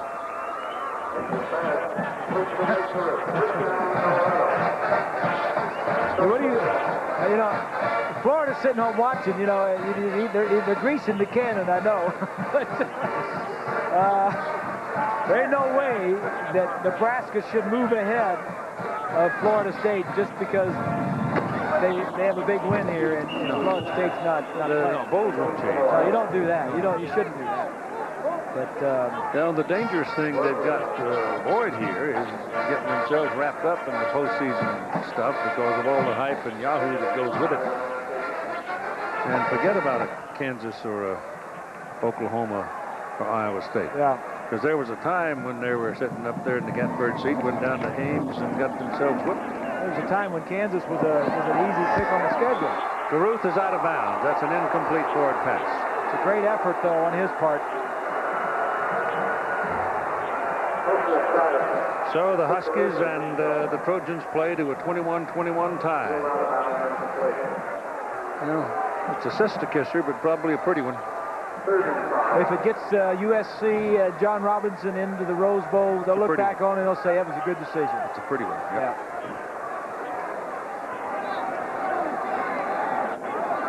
Of course, the same applies for Lambright. You've been around a long time there, boss. Let me ask you a question. Let me ask you a question. Where did that phrase, a tie is like kissing your sister, come from? I don't know. I heard it once upon a time, and I thought it was pretty good, and other people did too, and they've been using it forever. Genuine Chevrolet most valuable players of the game are Tommy Frazier of Nebraska, 241 yards passing, 40 running, 3 touchdowns. Donnell Leometti for Colorado, 13 tackles for the Buffaloes. Played a good tough ball game. He's a good player. In celebrating its 25th year of NCAA sponsorship, Chevrolet will donate $1,000 to each school's General Scholarship Fund to reward outstanding students for academic achievements and assist those in financial need. Pass across the field, the field result for Savoy. And I'm concerned for his health. He got a headache. Four Huskers hit him. Yeah, he got a headache right there. You know, when you get up and you start patting them on the head, you know that they hit you pretty good. That's right. 49 seconds to play here. Let's quickly go for an update on that Seattle fight today with John. Keith, USC trailed 21-0 in the fourth quarter of this game. Brad Otten goes 2 yards to Johnny McWilliams. They kick the point after to tie the game because their better record overall gives them the inside track to the Rose Bowl. Keith. Okay, John, as we had surmised, Behringer is now your quarterback. Brooke Behringer, a senior from Goodland, Kansas, the man who played such a major role in the Cornhuskers' march to a championship last year when Tommy Frazier went down. Wouldn't have been there without this man right here. No, sir. Everybody getting a chance to get on the field now and get a taste of it. As the substitutions are continuing, a group goes out, take one snap, come back, another group goes out. They brought 79 on the trip today. And running hard up the middle is Joel Makovica, the younger of the brothers from Brainerd, Nebraska. And he picks up a first down. And the folks starting to move out onto the field now as the clock is rolling. They're going to let it run, too, because the issue has been resolved. There is no question about who's going to win the ball game, and they might as well let it go on and finish. And your final score, Nebraska 44 and Colorado 21, and this is the way it looks in the Big 8 at the conclusion of this game. Nebraska stays on top. Kansas State jumps back up there with Kansas after beating them today. Colorado, however, has sustained a second loss and now at 2-2. Your final score, as we told you, 44-21. Nebraska remains undefeated and almost surely number 2 in the country. Coming up on ABC's Monday Night Football, next Monday, the Bears and the Vikings.